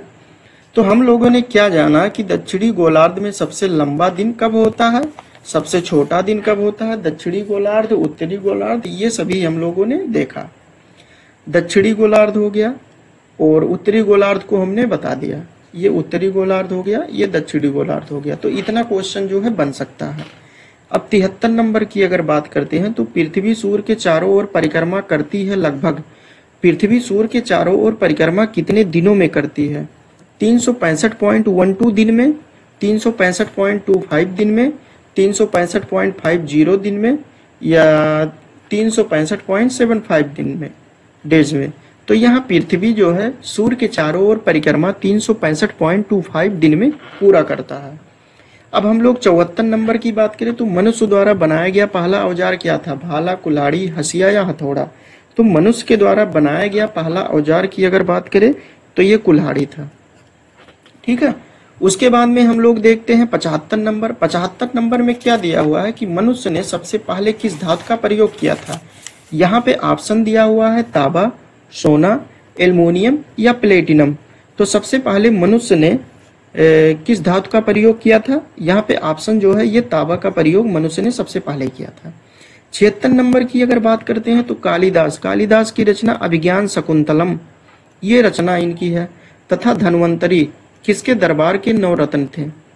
किसके दरबार के नवरत्न? चंद्रगुप्त प्रथम, चंद्रगुप्त द्वितीय, स्कंदगुप्त या पृथ्वीराज चौहान? तो इसका जो राइट आंसर होगा ये चंद्रगुप्त द्वितीय के दरबार में ये नवरत्न रहते थे। 77 नंबर की अगर हम बात करते हैं तो चीनी यात्री फायान, ये फायान जो है ये चीनी यात्री था। इस प्रकार से भी पूछ सकता है कि फायान किस देश का यात्री था? तो ये चीनी यात्री था। किसके शासक काल में भारत आया था? यहाँ पे किसका शासक था? स्कंदगुप्त, समुद्रगुप्त, चंद्रगुप्त द्वितीय या कुमारगुप्त? तो उस समय जो है चंद्रगुप्त द्वितीय का शासनकाल चल रहा था। अब हम लोग देखते हैं 78 नंबर। 78 नंबर में क्या दिया हुआ है कि विक्रमादित्य के नाम से प्रसिद्ध है। विक्रमादित्य के नाम से कौन प्रसिद्ध है? चंद्रगुप्त प्रथम, चंद्रगुप्त द्वितीय, कुमारगुप्त या स्कंदगुप्त? तो विक्रमादित्य के नाम से जो प्रसिद्ध है ये चंद्रगुप्त द्वितीय प्रसिद्ध है। भारत का नेपोलियन किसे कहा जाता है? ठीक है, भारत का नेपोलियन किसे कहा जाता है? समुद्रगुप्त को, चंद्रगुप्त प्रथम, स्कंदगुप्त या चंद्रगुप्त द्वितीय? तो भारत का नेपोलियन की बात करें तो समुद्रगुप्त को भारत का नेपोलियन कहा जाता है। 80 नंबर की अगर बात करें, गुप्त साम्राज्य का संस्थापक कौन था? जो गुप्त साम्राज्य था उसका संस्थापक कौन था? श्रीगुप्त था, चंद्रगुप्त द्वितीय था, समुद्रगुप्त था या स्कंदगुप्त था? तो गुप्त साम्राज्य का संस्थापक जो था ये श्रीगुप्त था। ठीक है। उसके बाद में 81 नंबर की बात करें तो ह्वेनसांग किसके शासनकाल में भारत आया था? ये हर्षवर्धन, अशोक, कुणाल या बिंदुसार? तो ह्वेनसांग की अगर बात करें इसको हम याद करना चाहें तो यहाँ पे हा हो गया ह्वेनसांग। इसमें अगर हम ट्रिक से याद करना चाहें तो हा से ह्वेंग, हा से हर्षवर्धन। ठीक है, हर्षवर्धन में भी हा है और ह्वेनसांग जो यात्री था उसमें भी हा है सर्वप्रथम। तो इस प्रकार से हा से ह्वेनसांग, हा से हर्षवर्धन। तो इस प्रकार से इसका राइट आंसर हो जाएगा हर्षवर्धन। 82 नंबर की बात करते हैं तो 82 नंबर इंडिका पुस्तक के लेखक कौन थे? मेगस्थनीज, चंद्रगुप्त मौर्य, स्कंदगुप्त या समुद्रगुप्त? तो इंडिका पुस्तक के लेखक कौन थे? मेगस्थनीज थे। अब हम लोग 83 नंबर की बात करते हैं। मेगस्थनीज किसके शासनकाल में भारत आया था? मेगस्थनीज किसके शासनकाल में भारत आया था? तो 83 नंबर की अगर बात करते हैं, मेगस्थनीज किसके शासनकाल में भारत आया था? चंद्रगुप्त मौर्य, अकबर, बाबर या हुमायूं?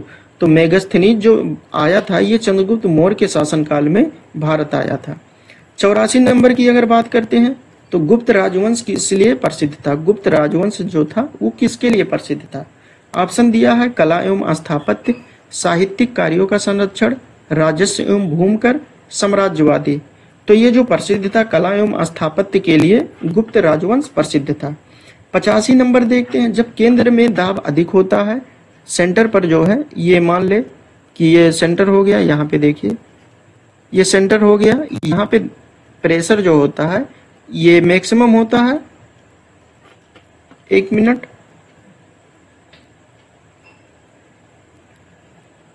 85 नंबर हम लोग देख रहे थे। जब केंद्र पर दाब अधिक होता है, केंद्र पर दाब जो है अधिक होता है तो केंद्र से हवाएं बाहर की ओर चलने लगती, केंद्र से हवाएं जो है ये बाहर की ओर चलने लगती है। इसे क्या कहते हैं? चक्रवात कहते हैं, प्रतिचक्रवात कहते हैं, भूकंप कहते हैं या सभी कहते हैं? तो इसको जो है प्रतिचक्रवात कहते हैं। अब हम लोग जो है अगला क्वेश्चन देखते हैं। अगले क्वेश्चन में दिया हुआ है कि चक्रवात की विशेषताएं कौन कौन सी हैं? चक्रवात की विशेषताओं के बारे में अगर बात करें, यह निम्न दाब का केंद्र होता है। जो केंद्र होता है यहाँ पे ये मिनिमम होता है दाब, प्रेशर प्रेशर जो होता है निम्न दाब का केंद्र होता है। इसमें केंद्र से बाहर की ओर दाब बढ़ता है, केंद्र से बाहर की ओर प्रेशर का मान बढ़ता जाता है। ठीक है, या आ बा दोनों इनमें से दोनों सही है या इनमें से कोई नहीं सही है। तो इनमें से जो है आ और बा दोनों सही है। ठीक है, तो इस प्रकार सी सही हो गया। 87 नंबर देखते हैं। 87 नंबर में क्या दिया है कि चालुक्य वंश कल्याणी का संस्थापक कौन था? जयसिंह था, तैलप द्वितीय था, या बिल्हड़ था, या राजेंद्र प्रसाद था? तो इसका जो राइट आंसर है ये तैलप द्वितीय था। ठीक है, 88 नंबर की अगर बात करें तो वर्धन वंश के संस्थापक कौन थे? वर्धन वंश के संस्थापक कौन थे? हर्षवर्धन थे, अशोक थे, बिंदुसार थे, या रजिया था? तो वर्धन वंश के संस्थापक जो है हर्षवर्धन थे। इन्हीं के शासनकाल में ह्वेनसांग भारत आया था। 89 नंबर की अगर बात करते हैं, सांची के स्तूप का निर्माण करवाया था।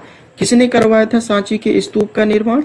बिंदुसार ने करवाया था, अशोक ने करवाया था, अकबर ने करवाया था, या महेंद्र ने करवाया था? तो सांची के स्तूप का निर्माण जो है अशोक ने करवाया था। 90 नंबर की बात करते हैं, मोहनजोदड़ो कहाँ स्थित है? मोहनजोदड़ो जो है वो कहाँ पर स्थित है? तो जो हमने दोहा बताया था उसको आप लोग याद करिए। देखिए कितना क्वेश्चन यहाँ पे आ चुका है। ठीक है, उस दोहे से मोहन सिंधु राखाल, मोहन सिंधु मतलब सिंधु हो गया। ठीक है, यहाँ पे 90 नंबर हो गया। मोहनजोदड़ो कहाँ स्थित है? तो मोहनजोदड़ो जो है सिंध प्रांत में स्थित है।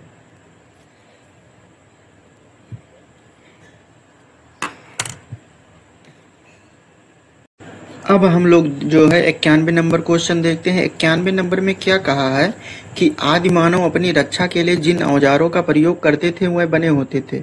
तो आदि मानव अपनी रक्षा के लिए जिन औजारों का प्रयोग करते थे वह किसके बने होते? ठीक है। उसके बाद में यहाँ पे दे रहा है, ऑप्शन दे रहा है, लोहे के बने होते थे, तांबे के, पत्थर के, या लकड़ी के? तो इसका जो राइट आंसर होगा ये पत्थरों से बने होते थे। ठीक है, 92 नंबर की बात करते हैं तो निम्नलिखित में से कौन सा सामाजिक अध्ययन के अंतर्गत नहीं आता है?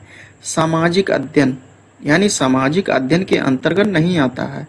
यहाँ पे इतिहास दिया हुआ है, रसायन शास्त्र दिया हुआ है, नागरिक शास्त्र और भूगोल। तो इसमें सामाजिक अध्ययन के अंतर्गत रसायन शास्त्र नहीं आता है, ये विज्ञान के अंतर्गत आता है। उसके बाद में 93 नंबर की बात करते हैं। हड़प्पा सभ्यता का सर्वाधिक मान्यता प्राप्त समय है। जो हड़प्पा सभ्यता थी उसका सर्वाधिक मान्य समय क्या है? 2800 ईसा पूर्व से 2000 ईसा पूर्व, 2500 ईसा पूर्व से 1750 ईसा पूर्व, 3500 ईसा पूर्व से 1800 ईसा पूर्व, या निश्चित नहीं हो सका है? तो इसका 93 का आंसर जो होगा ये 2500 से लेकर 1725 ईसा पूर्व तक माना जाता है। ठीक है, यह सर्वाधिक मान्यता प्राप्त समय है। उसके बाद में 94 नंबर की अगर हम बात करते हैं, 94 नंबर है, पंचायती राज प्रणाली में ग्राम पंचायत का गठन होता है। पंचायती राज प्रणाली जो था उसमें ग्राम पंचायत का गठन जो है किस स्तर पर होता है? तो यहाँ पे ऑप्शन दिया है ग्राम स्तर पर, प्रखंड स्तर पर, नगर स्तर पर, या जिला स्तर पर। तो ये ग्राम स्तर पर जो है ये पंचायती राज प्रणाली में ग्राम पंचायत का गठन किया जाता है। उसके बाद में 95 नंबर की बात करते हैं तो 95 नंबर में क्या दिया है कि हड़प्पावासी ने किस वस्तु के उत्पादन में सर्वप्रथम थे? यानी हड़प्पावादी जो है कौन सा वस्तु था जिसके उत्पादन में जो है सर्वप्रथम थे? ठीक है, तो यहाँ पे क्या दिया हुआ है? मुद्राएं, जौ, कपास, या कांसे के औजार? तो यहाँ पे कपास में जो है हड़प्पावासी कपास वस्तु के उत्पादन में जो है सर्वप्रथम थे। अब उसके बाद में हम लोग आगे देखते हैं, आगे कौन सा क्वेश्चन है। यहाँ पे दिया हुआ है 96 नंबर की अगर बात करें, 96 नंबर दिया है भारत और पाकिस्तान के मध्य अंतर्राष्ट्रीय समय रेखा। तो भारत और पाकिस्तान के मध्य मैकमोहन रेखा हो गया, मकर रेखा हो गया, कर्क रेखा और रेड क्लिफ रेखा। तो यहाँ पे भारत और पाकिस्तान के बीच हमेशा जो है मार झगड़े होते रहते हैं।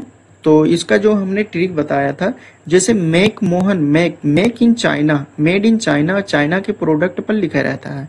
तो ये हो गया भारत और चाइना के बीच का रेखा। ठीक है, ऑप्शन नंबर ये।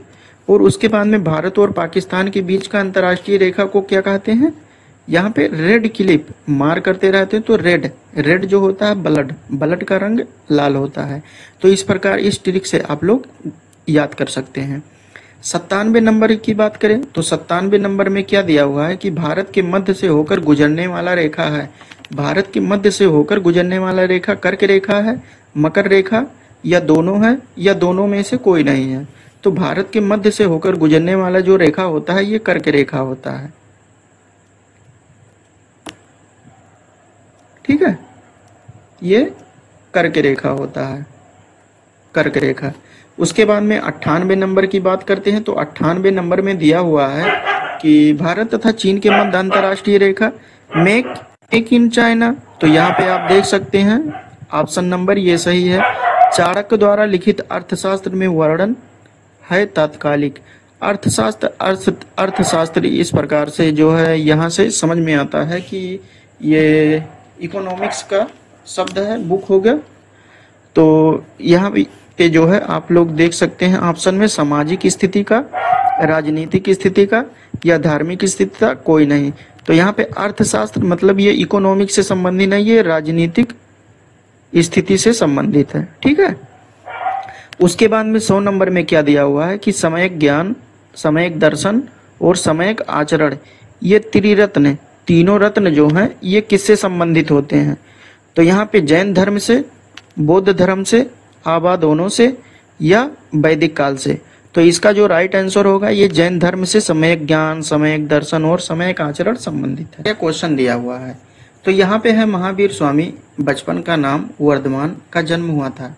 महावीर स्वामी थे जो बचपन का नाम वर्धमान था, इनका जन्म कहाँ पर हुआ था? ठीक है।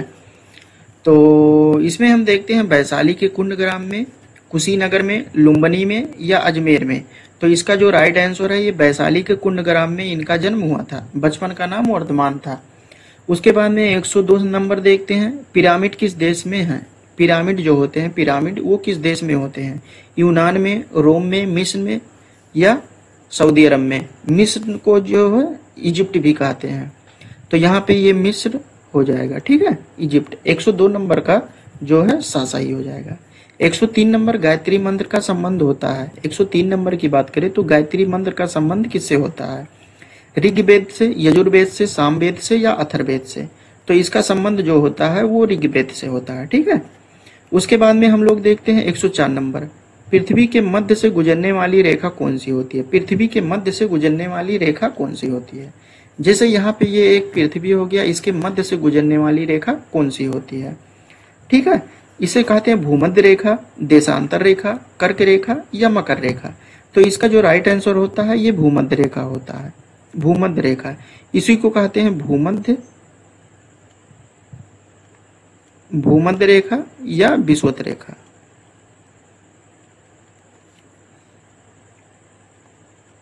विषुवत रेखा। ठीक है। और यहाँ पे ऊपर होता है कर्क रेखा और नीचे होता है मकर रेखा। ये सभी जो है हमने इसके पहले वाले वीडियो में बता दिए हैं, उस पर चर्चा किए हैं। उसके बाद में यहाँ पे 105 नंबर में क्या दिया हुआ है? 105 नंबर में दिया हुआ है किस ग्रह को सौर परिवार से हटा दिया गया है? कौन सा ऐसा ग्रह है जिसका सौर परिवार, जो सोलर सिस्टम होता है, सोलर फैमिली, उसमें जो है काउंट नहीं किया जाता है? तो अरुण हो गया, वरुण हो गया, यम हो गया, या मंगल हो गया। तो सबसे लास्ट में जो है कौन सा ग्रह होता है? ये यम होता है। यम को जो है कब हटा दिया गया है? यम को 24 अगस्त 2006 को ये सौर परिवार में से हटा दिया गया है। अब हटाने का क्या कारण था?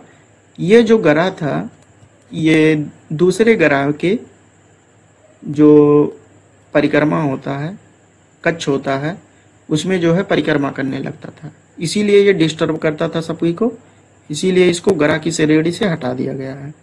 अब 106 नंबर की बात करते हैं, जब सूर्य और चंद्रमा के बीच पृथ्वी आती है, सूर्य और चंद्रमा के बीच पृथ्वी आती है तो इसे क्या कहते हैं?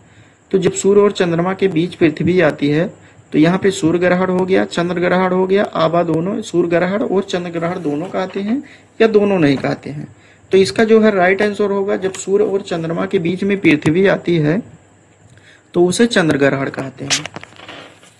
अगला क्वेश्चन देखते हैं हम लोग। अगले क्वेश्चन में दिया हुआ है 107 नंबर की बात करें, जब पृथ्वी और सूर्य के बीच चंद्रमा आ जाता है, पृथ्वी और सूर्य के बीच चंद्रमा आ जाता है तो कहते हैं सूर्य ग्रहण, चंद्र ग्रहण, आभा दोनों, या इनमें से कोई नहीं।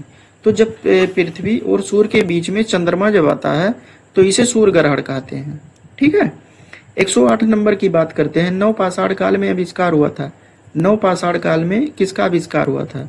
आग का हुआ था, पहिए का हुआ था, या दोनों का हुआ था, या इनमें से किसी का भी नहीं हुआ था? तो इसका राइट आंसर है ये दोनों का हुआ था, आग का भी हुआ था और पहिए का भी हुआ था। उसके बाद में देखते हैं 109 नंबर क्वेश्चन, पुराणों की संख्या कितनी है?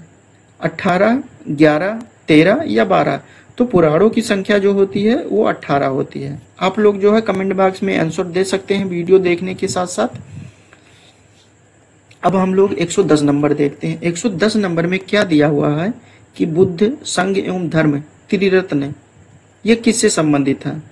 तो जैन धर्म से, बौद्ध धर्म से, या आभा दोनों से, यानी जैन धर्म और बौद्ध धर्म दोनों से। तो इसका जो राइट आंसर होगा ये बौद्ध धर्म से त्रिरत्न जो है संबंधित होते हैं। उसके बाद में 111 नंबर देखते हैं, बौद्ध धर्म के संस्थापक कौन थे? बौद्ध धर्म के संस्थापक कौन थे? महात्मा बुद्ध, लकुलिस, या सातकर्णी, या वासुदेव? तो इसका जो राइट आंसर होगा ये महात्मा बुद्ध थे, बुद्ध धर्म के संस्थापक। 112 नंबर की अगर बात करें तो सिंधु सभ्यता का सर्वाधिक उपयुक्त नाम क्या है? हड़प्पा सभ्यता, सिंधु सभ्यता, सिंधु घाटी सभ्यता, या इनमें से कोई नहीं? तो इसका जो राइट आंसर होगा हड़प्पा सभ्यता। सबसे पहले जो है हड़प्पा की खोज हुई थी, इसी सभ्यता का को भी हड़प्पा सभ्यता भी कहा जाता है। 113 नंबर की बात करते हैं, मानचित्र की उत्पत्ति मैप्या से हुई है या किस भाषा का शब्द है? ये मैप्या जो है वो किस भाषा का शब्द है? तो यहाँ पे ऑप्शन दिया है जर्मन का शब्द है, अंग्रेजी या लैटिन या हिंदी। तो इसका जो ये शब्द होता है मैप्या, ये लैटिन भाषा का शब्द होता है। 114 नंबर की बात करते हैं, 21 जून को सूर्य की किरणें सीधी पड़ती है कहाँ पर? मकर रेखा पर, आर्कटिक रेखा पर, विषुवत वृत्त पर, या कर्क वृत्त पर? तो इसका जो राइट आंसर होगा ये कर्क वृत्त पर, कर्क रेखा पर जो है 21 जून को सूर्य की किरणें सीधी पड़ती है। ये सभी हमने अगले वीडियो में, प्रीवियस वीडियो में आप लोगों को बताया है बिल्कुल कॉन्सेप्ट, कहाँ दिन होता है, कहाँ छोटा दिन होता है। ठीक है। और किसे विषु कहते हैं। 115 नंबर की अगर बात करते हैं, इनमें से भारतीय अर्थशास्त्री कौन है? मार्शल, पीगू, जेके मेहता, या कीन्स? तो यहाँ पे जो है नाम से ही स्पष्ट है, मेहता, जेके मेहता साहब जो है ये भारतीय अर्थशास्त्री हैं। उसके बाद में 116 नंबर की बात करते हैं, इतिहास के अध्ययन के स्रोत होते हैं। इतिहास के अध्ययन के स्रोत जिसके द्वारा इतिहास का अध्ययन किया जाता है, डेट का निर्धारण और जो है उत्खनन द्वारा जो कुछ किया जाता है वो साहित्यिक हो गया, स्मारक हो गया, शिलालेख, इन सभी के द्वारा जो है इतिहास का अध्ययन किया जाता है। तो इस प्रकार से ये सभी आंसर सही हो जाएगा। उसके बाद में 117 नंबर देखते हैं, सबसे प्राचीन वेद कौन सा है? ऋग्वेद, यजुर्वेद, सामवेद, या अथर्ववेद? तो सबसे प्राचीन वेद की बात करें तो ऋग्वेद यहाँ पे सबसे प्राचीन वेद होता है। ये क्वेश्चन जो है 2022-23 में आया हुआ है, यहाँ पे आप लोग देख सकते हैं। उसके बाद में हम लोग देखते हैं 118 नंबर क्वेश्चन।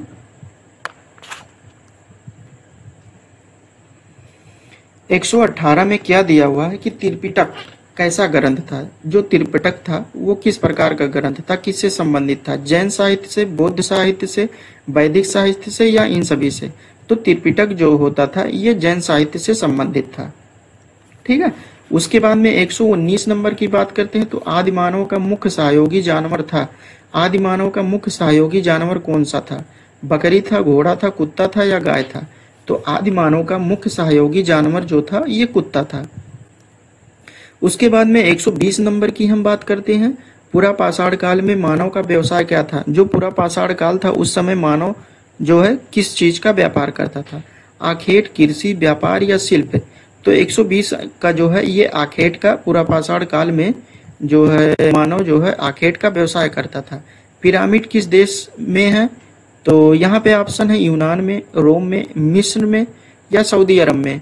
तो पिरामिड की अगर बात करें तो पिरामिड जो होता है इजिप्ट, ये मिस्र में होता है। 122 नंबर की हम बात करते हैं, कौशल या कौशल महाजनपद की राजधानी कौन सी थी? श्रावस्ती, वाराणसी, चंपा या कौशाम्बी? तो ये श्रावस्ती जो है कौशल की महाजनपद की राजधानी थी। हड़प्पा सभ्यता की खोज कब हुई थी? हड़प्पा सभ्यता जो थी उसकी खोज कब हुई थी? 1935 में, 1942 में, तो 1901 में और 1921 में। तो इसका जो राइट आंसर होगा ये 1921 में जो है हड़प्पा सभ्यता की खोज हुई थी। उसके बाद में हम लोग आगे क्वेश्चन देखते हैं 124 नंबर। हड़प्पा के लोगों की सामाजिक पद्धति कैसी थी? उचित समतावादी, दास श्रमिक आधारित, वर्ण आधारित, जात आधारित? तो वर्ण आधारित जो है वैदिक सभ्यता था। यहाँ पे जो है हड़प्पा के लोगों का सामाजिक पद्धति जो था, सामाजिक पद्धति ये उचित समतावादी था। उसके बाद में 125 नंबर की हम बात करते हैं तो उत्तरी ध्रुव से दक्षिणी ध्रुव तक खींची गई रेखा को क्या कहते हैं? ये भूमध्य रेखा हो गया, देशांतर रेखा, कर्क रेखा या सभी? तो उत्तरी से दक्षिणी ध्रुव तक खींची गई रेखा को जो है ये देशांतर रेखा कहते हैं। इस प्रकार से यहाँ देख सकते हैं, जैसे उत्तरी ध्रुव ये हो गया, ये नॉर्थ पोल हो गया और ये साउथ पोल हो गया। इसमें क्या कह रहा है? उत्तरी ध्रुव से दक्षिणी ध्रुव तक इस प्रकार से जो रेखा खींचते हैं, इसमें इस प्रकार से रेखा रहता है, ठीक है। उत्तरी ध्रुव से दक्षिणी ध्रुव की ओर जो रेखा खींचा जाता है उसे देशांतर रेखा कहते हैं, और पूर्व से पश्चिम की दिशा में जो खींचा जाता है इसे जो है अक्षांश कहते हैं, ठीक है। अक्षांश, इसे अक्षांश कहेंगे, इसे अक्षांश, और इसको जो है इसको देशांतर कहते हैं। तो ये आप लोगों को समझ में आ गया होगा। अब हम लोग 126 नंबर देखते हैं। 126 नंबर में क्या दिया हुआ है कि भारतीय लोकतंत्र के समक्ष चुनौती है। भारतीय लोकतंत्र के समक्ष चुनौती गुट निरपेक्षता का, धर्मनिरपेक्षता का, सांप्रदायिकता का, या इनमें से कोई नहीं। तो भारतीय लोकतंत्र के समक्ष जो चुनौतियां हैं ये सांप्रदायिकता का सबसे अधिक है। 127 नंबर की अगर बात करते हैं तो भारत में सबसे अधिक जनसंख्या वाला राज्य कौन सा है? तो सबसे जनसंख्या वाला राज्य जो है उत्तर प्रदेश है। यहाँ की आबादी जो है सबसे अधिक है। 128 नंबर की बात करते हैं तो आरंभिक वैदिक साहित्य में सर्वाधिक वर्णित नदी था। कौन सी नदी जो है आरंभिक वैदिक साहित्य में सर्वाधिक वर्णित नदी था? तो यहाँ पे ऑप्शन दिया है सिंधु नदी, सतुद्री, सरस्वती या गंगा। तो सिंधु नदी का जो है सबसे अधिक बार वर्णन किया गया है, वर्णित नदी है। उसके बाद में हम लोग देखते हैं 129 नंबर। 129 नंबर में क्या दिया हुआ है, यहाँ पे देख सकते हैं। 129 नंबर में दिया है कि सिंधु घाटी सभ्यता के लोगों का मुख्य व्यवसाय क्या था? जो सिंधु घाटी सभ्यता के जो लोग थे उनका व्यवसाय, मुख्य व्यवसाय क्या था? व्यापार करना था, पशुपालन था, शिकार करना या कृषि करना? तो यहाँ पे कृषि करना जो है, कृषि पर निर्भर थी सिंधु घाटी सभ्यता के लोगों का व्यवसाय। 130 नंबर की अगर हम बात करते हैं तो सिंधु सभ्यता में बृहद स्नानगार कहाँ पाया जाता था? बृहद स्नानगार कहाँ पाया जाता था? मोहनजोदड़ो में, हड़प्पा में, लोथल में या कालीबंगा में? तो ये मोहनजोदड़ो में जो है बृहद स्नानगार पाया गया था। उसके बाद में 131 नंबर की अगर बात करते हैं तो हड़प्पा सभ्यता के अंतर्गत हल से जोते गए खेत का साक्ष्य कहाँ मिला था? हल से जोते गए खेत का साक्ष्य कहाँ पर मिला था? रोपड़, लोथल, कालीबंगा या बनावली? तो इसका जो राइट आंसर होगा ये कालीबंगा होगा। अब इसको किस प्रकार से याद कर सकते कि हल से जोते खेत, जो हल से खेत जोते जाते हैं उसकी मिट्टी जो है काली होती है। इसको मान सकते हैं आप लोग, काली नहीं होती लेकिन अधिकतर मिट्टियां काली होती हैं, तो उसमें काली मतलब कालीबंगा। 132 नंबर देखते हैं। 132 नंबर में है सिंधु सभ्यता की ईंटों का अलंकरण किस स्थान से मिला था? जो ईंटों पर अलंकरण होता है वो किस स्थान से मिला था? तो कालीबंगा, मोहनजोदड़ो, चनहूदड़ो या बनावली? तो 132 का जो है कालीबंगा हो जाएगा। इसको किस प्रकार से याद करेंगे? ईंटों का अलंकरण, जब ईंट ज्यादा पक जाते हैं तो वो जो है ब्लैक ब्लैक काली हो जाती हैं, तो इस प्रकार से कालीबंगा याद हो गया। अब 133 नंबर की बात करते हैं तो ऑपरेशन फ्लड कार्यक्रम संबंधित है बाढ़ रोकने से, कृषि में वृद्धि से, पानी संरक्षण से, दुग्ध उत्पादन की वृद्धि से। तो इसका जो राइट आंसर होगा दुग्ध उत्पादन की वृद्धि से ऑपरेशन फ्लड संबंधित है। उसके बाद में हम लोग देखते हैं 134 नंबर। इसमें दिया है गद्य और पद्य दोनों में रचित वेद है, जो कि गद्य में भी रचा गया है और पद्य में भी रचा गया है। तो ऋग्वेद, सामवेद, यजुर्वेद या अथर्ववेद? तो ऋग्वेद जो था एकमात्र ऐसा वेद जो गद्य और पद्य दोनों में रचा गया था। मनरेगा योजना भारत सरकार द्वारा शुरू की गई थी। यानी कितने सन, मतलब टाइम यहाँ दिया है 2000 में, 2002 में, 2004 में या 2006 में। तो मनरेगा योजना जो है भारत सरकार द्वारा 2006 में शुरू की गई थी। 136 नंबर की बात करते हैं, नगर निगम का सर्वोच्च निर्वाचन अधिकारी क्या कहलाता है? नगर निगम का जो सर्वोच्च निर्वाचन अधिकारी होता है उसे क्या कहते हैं? तो यहाँ पे सदस्य हो गया, अध्यक्ष या उपाध्यक्ष या मेयर। तो मेयर उसे कहते हैं, 2018 में आया हुआ क्वेश्चन है। उसके बाद में 137 नंबर देखते हैं, जिले में परिवार कल्याण के कार्य कौन करवाता है? जिले में जो है परिवार के कल्याण का कार्य कौन करवाता है? जिला न्यायाधीश, बेसिक शिक्षा अधिकारी, मुख्य विकास अधिकारी या मुख्य चिकित्सा अधिकारी। तो इसका जो राइट आंसर होगा ये मुख्य चिकित्सा अधिकारी। परिवार के कल्याण के लिए जो जिलों कार्य कराते हैं वो मुख्य चिकित्सा अधिकारी होता है। 138 नंबर की बात करते हैं, तो राजुक कौन होते थे? चोल राज्य के व्यापारी होते थे, गुप्त साम्राज्य में सामंत वर्ग होते थे, मौर्य शासन में न्यायाधीश होते थे या शक सेना सैनिक होते थे। तो 138 नंबर का जो मौर्य शासन में न्यायाधीश होते थे। ठीक है। 139 नंबर की अगर बात करते हैं, तो सांची का स्तूप स्थित है कहाँ पे? उत्तर प्रदेश राज्य में, बिहार में, मध्य प्रदेश में या महाराष्ट्र में? तो सांची का स्तूप जो है ये मध्य प्रदेश में स्थित है। उसके बाद में हम इसके आगे क्वेश्चन देखते हैं कि कौन कौन सा क्वेश्चन है। 140 नंबर से यहाँ पे क्या दिया है कि ग्लोब प्रतिरूप होता है। ग्लोब किसका प्रतिरूप होता है? सूर्य का, चंद्रमा का, पृथ्वी का या महासागर का? तो इसका जो राइट आंसर होगा ये पृथ्वी का। ग्लोब पृथ्वी का प्रतिरूप होता है। ठीक है। 138 नंबर की बात करते हैं, शक संवत चलाया था। शक संवत जो है किसके कार्यकाल में चलाया गया था? कौन सा शासक था? कनिष्क द्वारा, अशोक द्वारा या चंद्रगुप्त मौर्य द्वारा या समुद्रगुप्त द्वारा? तो इसका जो है शक संवत की अगर बात करें तो इसको जो है कनिष्क ने चलाया था। 142 नंबर की बात करें तो पंचवर्षीय योजना को अंतिम रूप देता है। पंचवर्षीय योजना जो था वो अंतिम रूप देता है योजना मंत्री, राष्ट्रपति, प्रधानमंत्री, राष्ट्रीय विकास परिषद।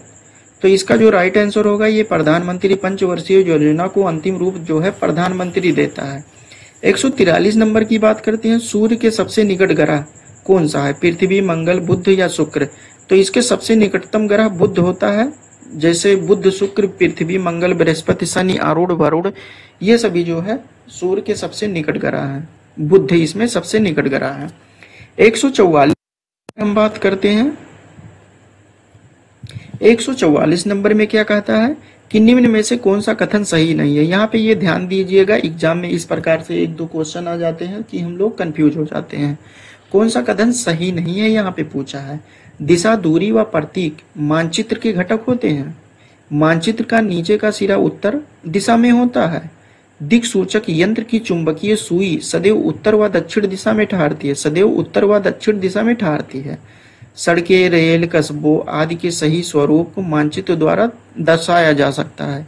तो यहाँ पे इसका जो राइट आंसर होगा, मानचित्र का नीचे का सिरा उत्तर दिशा में होता है, ऐसी कोई बात नहीं है। ठीक है, नीचे का सिरा दक्षिण दिशा में होना चाहिए। तो यहाँ पे नहीं था, तो ये जो है इसका राइट आंसर हो गया। उसके बाद में देखते हैं 145 नंबर, अंतर्राष्ट्रीय तिथि रेखा कहते हैं किसे? अंतर्राष्ट्रीय तिथि रेखा कहते हैं। 180 देशांतर रेखा, 0 डिग्री देशांतर रेखा या 0 से 180 दाहिने हाथ यानी राइट हैंड पूर्वी देशांतर तक के भाग को, या 0 से 180 बाएं हाथ पश्चिमी देशांतर तक के भाग को क्या कहते हैं? तो इसका जो राइट आंसर होगा 180 अंश देशांतर को जो है अंतर्राष्ट्रीय तिथि रेखा हम लोग कहते हैं। उसके बाद में यहाँ पे है 146 नंबर। 146 नंबर में क्या दिया है कि नीला ग्रह, ब्लू प्लेनेट कहते हैं किसी? सूर्य को कहते हैं, चंद्रमा को या पृथ्वी को या शुक्र को? तो नीला ग्रह जो है पृथ्वी को कहते हैं। 147 नंबर की अगर बात करें तो हड़प्पा सभ्यता से संबंधित स्थल कालीबंगा स्थित है। कालीबंगा जो है हड़प्पा सभ्यता से संबंधित स्थल है। ये कहाँ पर स्थित है? गुजरात में, राजस्थान में, उत्तर प्रदेश में या बंगाल में? तो इसका जो राइट आंसर है ये राजस्थान हो जाएगा। 148 नंबर की बात करें तो मुद्रण कला के आविष्कारक थे यूनानी, रोमन, ईरानी या चीनी? तो ये चीनी थे मुद्रण कला के आविष्कारक। उसके बाद में हम लोग देखते हैं 149 नंबर क्वेश्चन। 149 नंबर में क्या दिया है कि जैन धर्म के संपादक कौन थे? ऋषभदेव थे, महावीर स्वामी थे, पार्श्वनाथ थे या अरिष्टनेमि थे? तो इसके संस्थापक जो है ऋषभदेव थे। ठीक है। 150 नंबर की बात करें, द्वितीय बौद्ध संगीति का आयोजन हुआ था। द्वितीय बौद्ध संगीति का आयोजन कहाँ पर हुआ था? तो यहाँ पे अशोक के शासनकाल में, अजातशत्रु के शासनकाल में, कालाशोक के शासनकाल में या कनिष्क के शासनकाल में? तो द्वितीय बौद्ध संगीति की बात करें तो ये कालाशोक के शासनकाल में हुआ था। इसका आंसर जो है सीरीज में जो है गलत दिया हुआ है, अजातशत्रु का शासनकाल मान रहा है। अब हम लोग देखते हैं कि अशोक के शासनकाल में कौन सी बुद्ध संगीति हुई थी? तो ये तीसरे नंबर की बौद्ध संगीति हुई थी। उसके बाद में अजातशत्रु के शासनकाल की अगर बात करें तो इनमें जो है प्रथम बौद्ध संगीति हुई थी। और कनिष्क की बात करें तो इसमें जो है ये चौथी बौद्ध संगीति हुई थी। टोटल जो है 4 बौद्ध संगीतियां हुई थी। और कालाशोक के शासनकाल की अगर बात करें तो यहाँ पे जो है दूसरी बौद्ध संगीति हुई थी। ठीक है, इतना तो आप लोगों को समझ में आता होगा। उसके बाद में हम यहाँ पे देख लेते हैं कि बौद्ध संगीतियां जो अलग अलग हैं वो किस प्रकार से हैं। तो बौद्ध संगीतियों की अगर बात करते हैं, यहाँ पे बौद्ध संगीतियां किसके शासनकाल में कौन सा हुआ था? तो यहाँ पे फर्स्ट बौद्ध संगीति, ये सेकंड हो गया, ये थर्ड हो गया, ये फोर्थ हो गया। तो वर्ष की अगर देखें तो 483 बीसी में राजगिरे बिहार में हुआ था। ठीक है, राजगिरी बिहार में हुआ था, स्थल का नाम है। और इसमें अध्यक्ष कौन थे? महाकश्यप थे। और शासन की अगर बात करें तो अजातशत्रु ये हर्यक वंश का शासक था। ये यानी पहले बौद्ध संगीति में ये अजातशत्रु ने जो है शासन किया था। और उसके बाद में दूसरी बौद्ध संगीति की बात करें तो दूसरी बौद्ध संगीति 383 बीसी में हुआ था, वैशाली बिहार में। ये वैशाली में हुआ था जो कि बिहार का एक स्थान है। और साबंग मीर इसके अध्यक्ष थे। और अगर शासन की बात करें, शासन कौन था उस समय? शासक कालाशोक था। ये शिशुनाग वंश का था। ठीक है। उसके बाद में 250 ईस्वी में ये तीसरी बौद्ध संगीति हुई। किसके शासनकाल में? अशोक के शासनकाल में। ये मौर्य वंश का शासक था। ठीक है। इसमें मोगली पुत्र तिस्क इसके अध्यक्ष थे। और पाटलिपुत्र बिहार ये स्थान है। ठीक है। उसके बाद में 98 बीसी में क्या हुआ था कि कुंडलवन कश्मीर में वसुमेध कनिष्क जो था कुषाण वंश का कनिष्क, ये विभाजन हुआ था। कनिष्क के शासनकाल में ही ये बौद्ध संगीति का विभाजन हुआ था। हीनयान और महायान में 2 शाखाओं में बढ़ गया था। ये कुंडलवन कश्मीर में हुआ था। ये एकमात्र बौद्ध संगीति जो कुंडलवन कश्मीर में हुआ था। वसुमित्र जो है इसके अध्यक्ष थे। अब हम लोग इसको देखते हैं कि किस प्रकार से हम लोग याद कर सकते हैं। यहाँ पे ट्रिक आप लोग देख सकते हैं। ये मान लीजिए कि ये ट्रिक है। ठीक है, ये ट्रिक है। ट्रिक क्या है कि राजा महाराजा आजा, वैश्य सबका काल है, पटाओ मत आशिक, कुंवर जी कंगाल है। तो इसको किस प्रकार से याद करेंगे कि राजा महाराजा आजा, राजा मतलब राजगिरे में हुआ था, यहाँ पे देख सकते हैं राजगिरे में। और महाराजा मतलब महाकश्यप, ये महाकश्यप यहाँ से हो गया। और आजा मतलब अजातशत्रु। ठीक है, तो ये ट्रिक आपको समझ में। अब यहाँ पे है वैश्य सबका काल है, तो वैश्य मतलब हो गया वैशाली यहाँ देख सकते हैं। उसके बाद में सबका मतलब साबक मीर। और काल मतलब कालाशोक, किसके शासन काल में हुआ था। इसी प्रकार से पाटलिपुत्र, मोंगलीपुत्र, ये सभी पटाओ मत आशिक, कुंवर जी कंगाल है। ये सभी जो है आप लोग देख सकते हैं और समझ में आ गया होगा अब आप लोगों को। तो यह हुआ है कि सिकंदर ने भारत पर आक्रमण कब किया था? 321 ईसा पूर्व में, 322 ईसा पूर्व, 324 या 326 ईसा पूर्व में। तो सिकंदर ने भारत पर आक्रमण जो किया था 326 ईसा पूर्व में किया था। 152 नंबर की अगर बात करें तो देशांतर रेखा का दूसरा नाम क्या होता है? देशांतर रेखा का दूसरा नाम क्या होता है? मैकमोहन रेखा, मध्याह्न रेखा या मकर रेखा या इनमें से कोई नहीं? तो मध्याह्न रेखा इसे कहते हैं। देशांतर रेखा का दूसरा नाम मध्याह्न रेखा होता है। 153 नंबर की अगर बात करें, हमारे सौरमंडल में ग्रहों की कुल संख्या कितनी है? तो ये सभी जो है हम लोग पिछले प्रीवियस वीडियो में हम आप लोगों को बता चुके हैं बिल्कुल विस्तार में कि कौन से ग्रह को निकाला गया, कितनी ग्रह हैं। तो हमारे सौर मंडल में ग्रहों की कुल संख्या की अगर बात करें तो 8 ग्रह होते हैं, ठीक है। और इस सबसे पहले जो है 9 ग्रह थे। इसमें जो है क्या था, लास्ट वाला ग्रह यम को 2006 में निकाल दिया गया था। क्यों निकाला गया था? क्योंकि यह दूसरे ग्रह के कक्ष में जो है गत करने लगता था। 154 नंबर की बात करें, 154 नंबर में है कि पुच्छल तारे बने होते हैं चट्टानों के आकाशीय पिंड से, बर्फ के आकाशीय पिंड से, धूल के आकाशीय पिंड से, चट्टानों, बर्फ, धूल और गैस के आकाशीय पिंड से। तो इसका जो राइट आंसर होगा, ये जो पुच्छल तारे होते हैं ये चट्टानों, बर्फ, धूल और गैस के आकाशीय पिंड से बने होते हैं। 155 नंबर की अगर बात करें तो एक पूर्णिमा से दूसरी पूर्णिमा तक अपनी कलाएं मतलब फेस कलाओं को पूरा करने में चंद्रमा का लगने वाला समय क्या है? चंद्रमा का लगने वाला समय क्या है? यहाँ पे दिया हुआ है 31 दिन, 30 दिन, 29 दिन 8 घंटे, 28 दिन 23 घंटे। तो इसका जो राइट आंसर होता है ये 31 दिन होता है।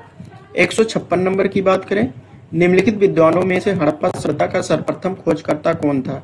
हड़प्पा, इसके प्रीवियस वीडियो में हमने आप लोगों को एक दोहा बताया था, अगर उसको याद है तो ये सभी क्वेश्चन आप लोग कर सकते हैं। Sir John Marshall, R.D. Banerjee, ये कनिंघम या दयाराम साहनी। तो इसका जो राइट आंसर होगा ये दयाराम साहनी होगा। 157 नंबर की अगर हम बात करते हैं, 157 नंबर में दिया है कि किस सभ्यता को नील नदी का वरदान कहा जाता है? किस सभ्यता को नील नदी का वरदान कहा जाता है? असीरिया की सभ्यता, मेसोपोटामिया की सभ्यता, बेबीलोनिया की सभ्यता या मिस्र की सभ्यता। तो इसमें जो है मिस्र, इजिप्ट की सभ्यता जो होती है, इसमें जो है नील नदी का वरदान कहा जाता है इसी को। अब यहाँ पे 158 नंबर की हम बात करते हैं। 158 नंबर में क्या है कि सूर्य के ग्रहों की संख्या कितनी है? सूर्य के पास कितने ग्रह होते हैं? 158 नंबर की अगर हम बात करें तो सूर्य के ग्रहों की संख्या कितनी होती है? 5 होती है, 7, 6 या 8 होती है। तो सूर्य के ग्रहों की संख्या की अगर बात करें तो यहाँ पे 8 होता है। लास्ट वाले ग्रह को जो यम होता था 2006 में उसको निकाल दिया गया है। 159 नंबर की अगर बात करें, वह रेखाएं जो भूमध्य रेखा के समांतर उत्तरी तथा दक्षिणी ध्रुव के भागों में पूरब से पश्चिम की ओर खींची मानी जाती है कहलाती है क्या? जैसे वह रेखाएं जो भूमध्य रेखा के, ये हो गया ग्लोब हो गया, भूमध्य रेखा यहाँ से भूम के मध्य से गुजरती है, ये भूमध्य रेखा हो गया, भूमध्य रेखा हो गया। अब इसमें क्या कह रहा है? तो भूमध्य रेखा के समांतर उत्तरी तथा दक्षिणी ध्रुवों के भागों में, भूमध्य रेखा के समांतर, इसके समांतर यहाँ पे रहेगा, ये कर्क रेखा हो जाएगा और ये मकर रेखा हो जाएगा। तो भूमध्य रेखा के समांतर ये है, ठीक है। अब इसको जो कहते हैं, इसको अक्षांश कहते हैं, जो भूमध्य रेखा के समांतर रहता है और ध्रुव से जो मिलाया जाता है, इसे जो है देशांतर रेखाएं कहते हैं। तो यहाँ पे क्या कह रहा है कि वह रेखाएं जो भूमध्य रेखा के समांतर, भूमध्य रेखा ये हो गया, रेखा के समांतर ये समांतर हो गए, उत्तरी और दक्षिणी ध्रुव के भागों में पूरब से पश्चिम की ओर खींची मानी जाती है, क्या कहलाती है?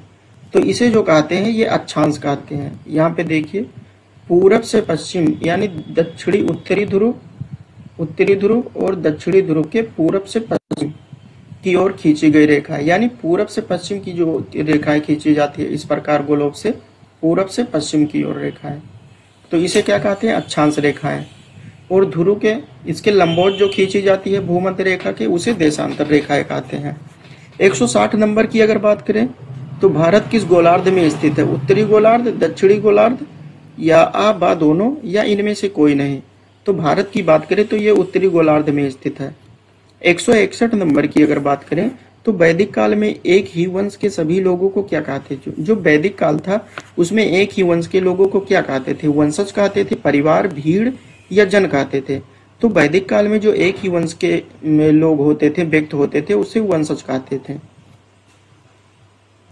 अब हम लोग देखते हैं 162 नंबर। 162 में दिया है कि ग्रह को अंग्रेजी भाषा में कहते हैं प्लांट कहते हैं, प्लानेट कहते हैं, या पेंट कहते हैं, या प्लान कहते हैं। ठीक है, तो इसमें जो इसका राइट आंसर होगा ये प्लानेट कहते हैं।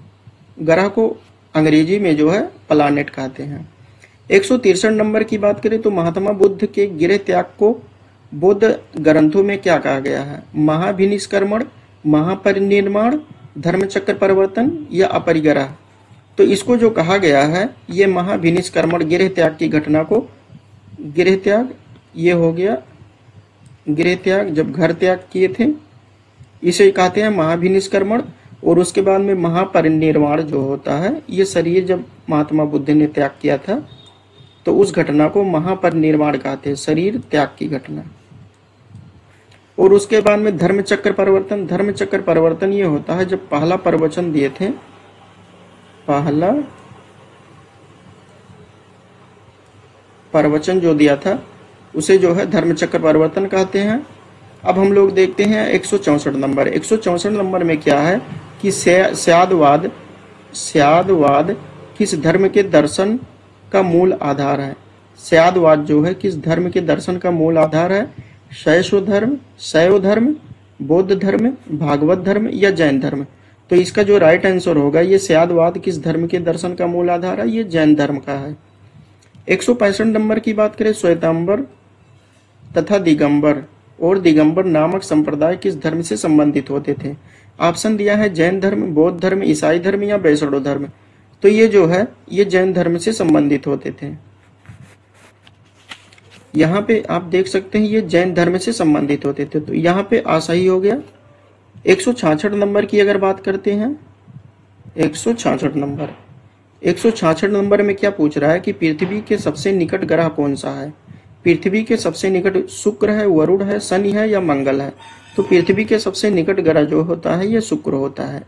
किस प्रकार से? जैसे वो देखिए ये बुध हो गया, यहाँ पे सूर्य रहता है, ये बुध, शुक्र के बाद पृथ्वी, बुध शुक्र पृथ्वी, उसके बाद में मंगल। ठीक है, तो यहाँ पे क्या पूछ रहा है कि पृथ्वी के सबसे निकट ग्रह, पृथ्वी के सबसे निकट ग्रह ये मंगल है और शुक्र है। तो पृथ्वी के सबसे निकट ग्रह, सबसे निकट ग्रह जो होता है ये शुक्र होता है। ये मंगल भी है लेकिन बाद का ग्रह है, ये निकट ज्यादा नहीं होता, कुछ दूरी पर होता है। लेकिन शुक्र ग्रह की बात करें तो ये जो है बिल्कुल निकट होता है, सबसे निकट होता है। 167 नंबर की बात करें, हड़प्पा नामक स्थल किस प्रांत से संबंधित था? बिहार से, उत्तर प्रदेश से, पंजाब से, या हरियाणा से? तो हड़प्पा नामक स्थल जो है ये पंजाब से संबंधित है।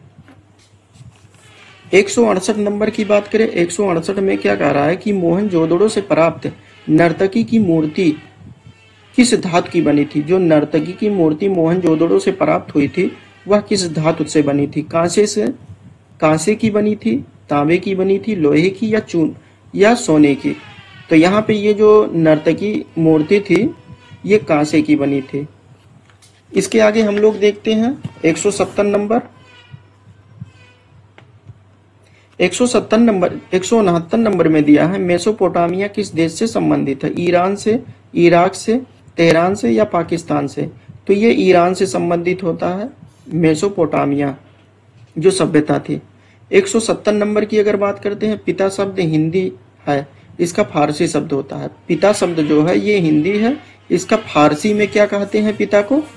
यहाँ है पाटर, फादर, या पिदर, या पित्र। तो इसे जो है पाटर कहते हैं फारसी भाषा में।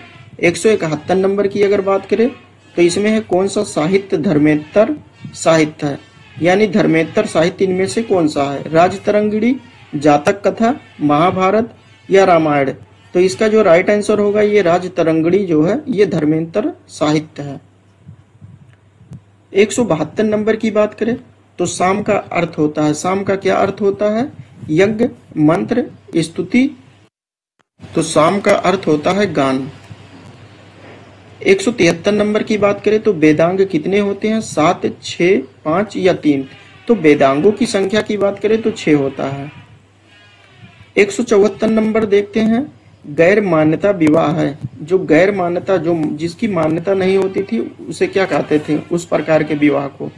ब्रह्म विवाह, गांधर्व विवाह, प्रजापात्य विवाह या आर्य विवाह? तो इसे जो है गांधर्व विवाह कहते थे, जो गैर मान्यता विवाह होती थी बिना मान्यता के। 175 नंबर में देखें, उत्तर वैदिक कालीन संदेश वाहक कहलाता था। जो संदेश को एक स्थान से दूसरे स्थान पर उत्तर वैदिक काल में ले जाता था, उसे क्या कहते थे? दूत हो गया, पालागल या उग्र या डाकिया? डाकिया तो वर्तमान में कहते हैं, लेकिन उत्तर वैदिक काल की बात करें तो इसे जो है दूत कहते थे। 176 नंबर की बात करते हैं, इसमें बुद्ध के समकालीन सम्राट माना जाता है, यानी बुद्ध के समय कौन सा सम्राट था? तो प्रद्योत था, अजातशत्रु था, या अशोक था, या बिंबिसार था? तो बुद्ध के समकालीन सम्राट की बात करें तो ये अशोक जो है ये बुद्धकालीन के समकालीन सम्राट था।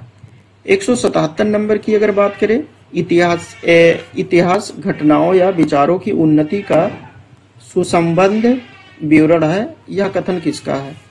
यह प्रोफेसर घाटे, प्रोफेसर कार्ल, पंडित जवाहरलाल नेहरू या रैम्पसन? तो इसका जो राइट आंसर हो ये रैम्पसन है। 178 नंबर की अगर बात करें तो पूरा पाषाण काल की महत्वपूर्ण उपलब्धि थी? पहिए का आविष्कार, आग की खोज, कृषि का आरंभ या अस्थायी जीवन की शुरुआत? तो इसका जो राइट आंसर होगा ये आग की खोज हुई थी उस समय पूरा पाषाण काल में, ये महत्वपूर्ण उपलब्धि मानी जाती है। उसके बाद में 179 देखते हैं, पहिए का आविष्कार हुआ था। पहिए का आविष्कार कब हुआ था? नव पाषाण काल में, मध्य पाषाण काल में, पूरा पाषाण काल में या ताम्र पाषाण काल में? तो पहिए के आविष्कार की बात करें तो पहिए का आविष्कार जो है नव पाषाण काल में हुआ था। उसके बाद में हम लोग देखते हैं 180 नंबर। 180 नंबर में क्या दिया है कि महापाषाण काल से तात्पर्य, महापाषाण काल से क्या तात्पर्य होता है? धार्मिक अनुष्ठान से, उपकरणों से, पर्वत श्रृंखला से या समाधियों से? तो महापाषाण से तात्पर्य जो होता है ये पर्वत श्रृंखला से होता है। ठीक है। सिंधु सभ्यता के घर किससे बनाए जाते थे? ईंट से, बांस से, पत्थर से या लकड़ी से? तो सिंधु सभ्यता की घरों की बात करें तो घर जो है ईंट से बनाए जाते थे। खुदाई में भी ईंट मिला हुआ है। मोहनजोदड़ो की सबसे बड़ी इमारत कौन सी थी? पुराहितवास, स्नानगार, अन्नागार या विद्यालय भवन? तो इसमें मोहनजोदड़ो की सबसे बड़ी इमारत जो थी वो स्नानगार थी। 183 नंबर की बात करते हैं, चंद्र ग्रहण की घटना होती है। चंद्र ग्रहण की घटना कब होती है? पूर्णिमा को, अमावस्या को, या पूर्णिमा अमावस्या दोनों को, या इनमें से कोई नहीं? तो चंद्र ग्रहण की बात जो होती है ये पूर्णिमा को होती है, और सूर्य ग्रहण की घटना जो है ये अमावस्या को होती है। यहाँ पे अमावस्या को होती है। अब हम लोग 185 नंबर देखते हैं, पृथ्वी के सबसे दूर ग्रह है। पृथ्वी के सबसे दूर ग्रह कौन सा है? शनि, अरुण, वरुण या बुध?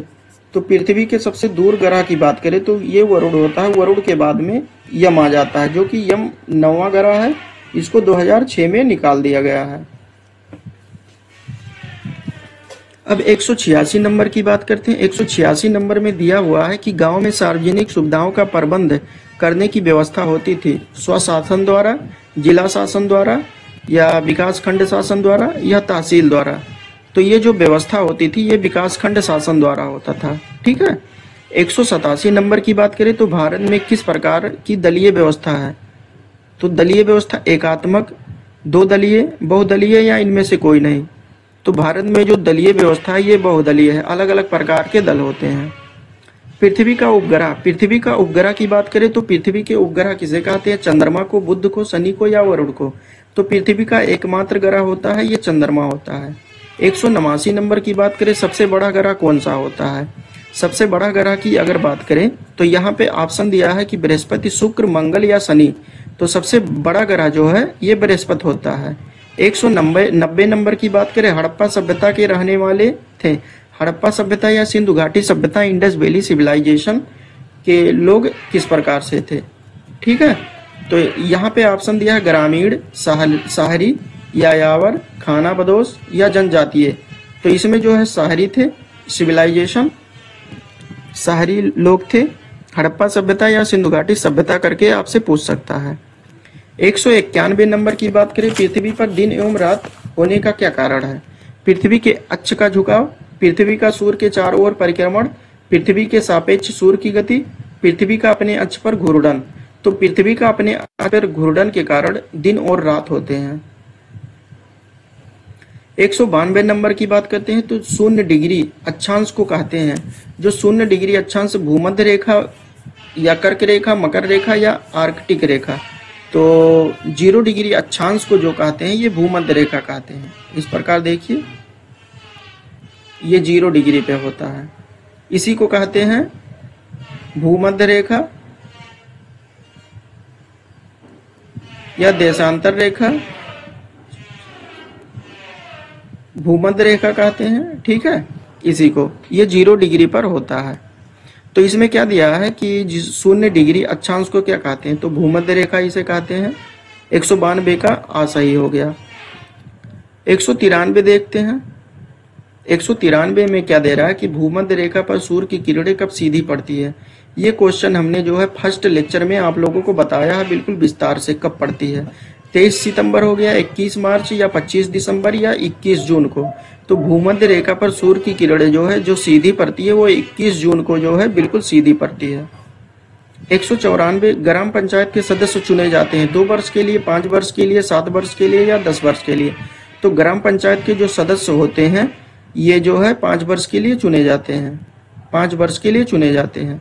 195 नंबर की बात करें तो ऋग्वेद में अयस शब्द का प्रयोग हुआ था सोने के अर्थ में, यानी किसके अर्थ में, किसको जो है अयस कहते थे, चांदी के अर्थ में, तांबे के अर्थ में या लोहे के अर्थ में। तो यहाँ पे जो था लोहे को जो है अयस कहते थे। ऑप्शन द सही हो गया। 196 नंबर की बात करें, अभिधम्य पिटक। अभिधम्य पिटक किस बौद्ध संगीति में संकलित किया गया था? प्रथम बौद्ध संगीति, द्वितीय बौद्ध संगीति, तृतीय बौद्ध संगीति या चतुर्थ बौद्ध संगीति। तो ये जो है द्वितीय बौद्ध संगीति में अभिधम्य पिटक को शामिल किया गया था, संकलित किया गया था। उसके बाद में 197 नंबर की बात करते हैं तो सौरमंडल का मुखिया कौन होता है? पृथ्वी, चंद्रमा, शनि या सूर्य। तो सूर्य जो होता है ये सौरमंडल का मुखिया होता है। 198 नंबर की अगर बात करें तो विश्व का सबसे गहरा महासागर कौन सा है? हिंद महासागर, प्रशांत महासागर, अटलांटिक महासागर या आर्कटिक महासागर। तो विश्व का सबसे गहरा जो महासागर होता है उसे प्रशांत महासागर कहते हैं। तो इस प्रकार से हमारा ये सोशल साइंस, सामाजिक विज्ञान का जो है सामाजिक अध्ययन, सामाजिक विज्ञान का यहाँ पे ये इस प्रकार से हमारा ये ऑब्जेक्टिव वाला क्वेश्चन जो है बिल्कुल समाप्त हो गया है। इसके बाद हम लोग जो है अति लघु उत्तरीय प्रश्नों को करेंगे। ठीक है, और ये वीडियो आप लोगों को समझ में आया हो तो लाइक कीजिए वीडियो को, और इसका पीडीएफ प्राप्त करना चाहे तो टेलीग्राम चैनल से जुड़ सकते हैं, वहां पे आपको पीडीएफ प्राप्त हो जाएगा। वीडियो अच्छा लगा हो लाइक कीजिए, और अपने दोस्तों के पास जो सब डीएलएड फर्स्ट सेमेस्टर का एग्जाम देने वाले हैं उनके पास आप लोग शेयर कर सकते हैं। और जो लोग चैनल को सब्सक्राइब नहीं किए हैं सब्सक्राइब कर लें। तो दोस्तों चलिए अगले वीडियो में मिलते हैं, तब तक के लिए जय हिंद, जय भारत।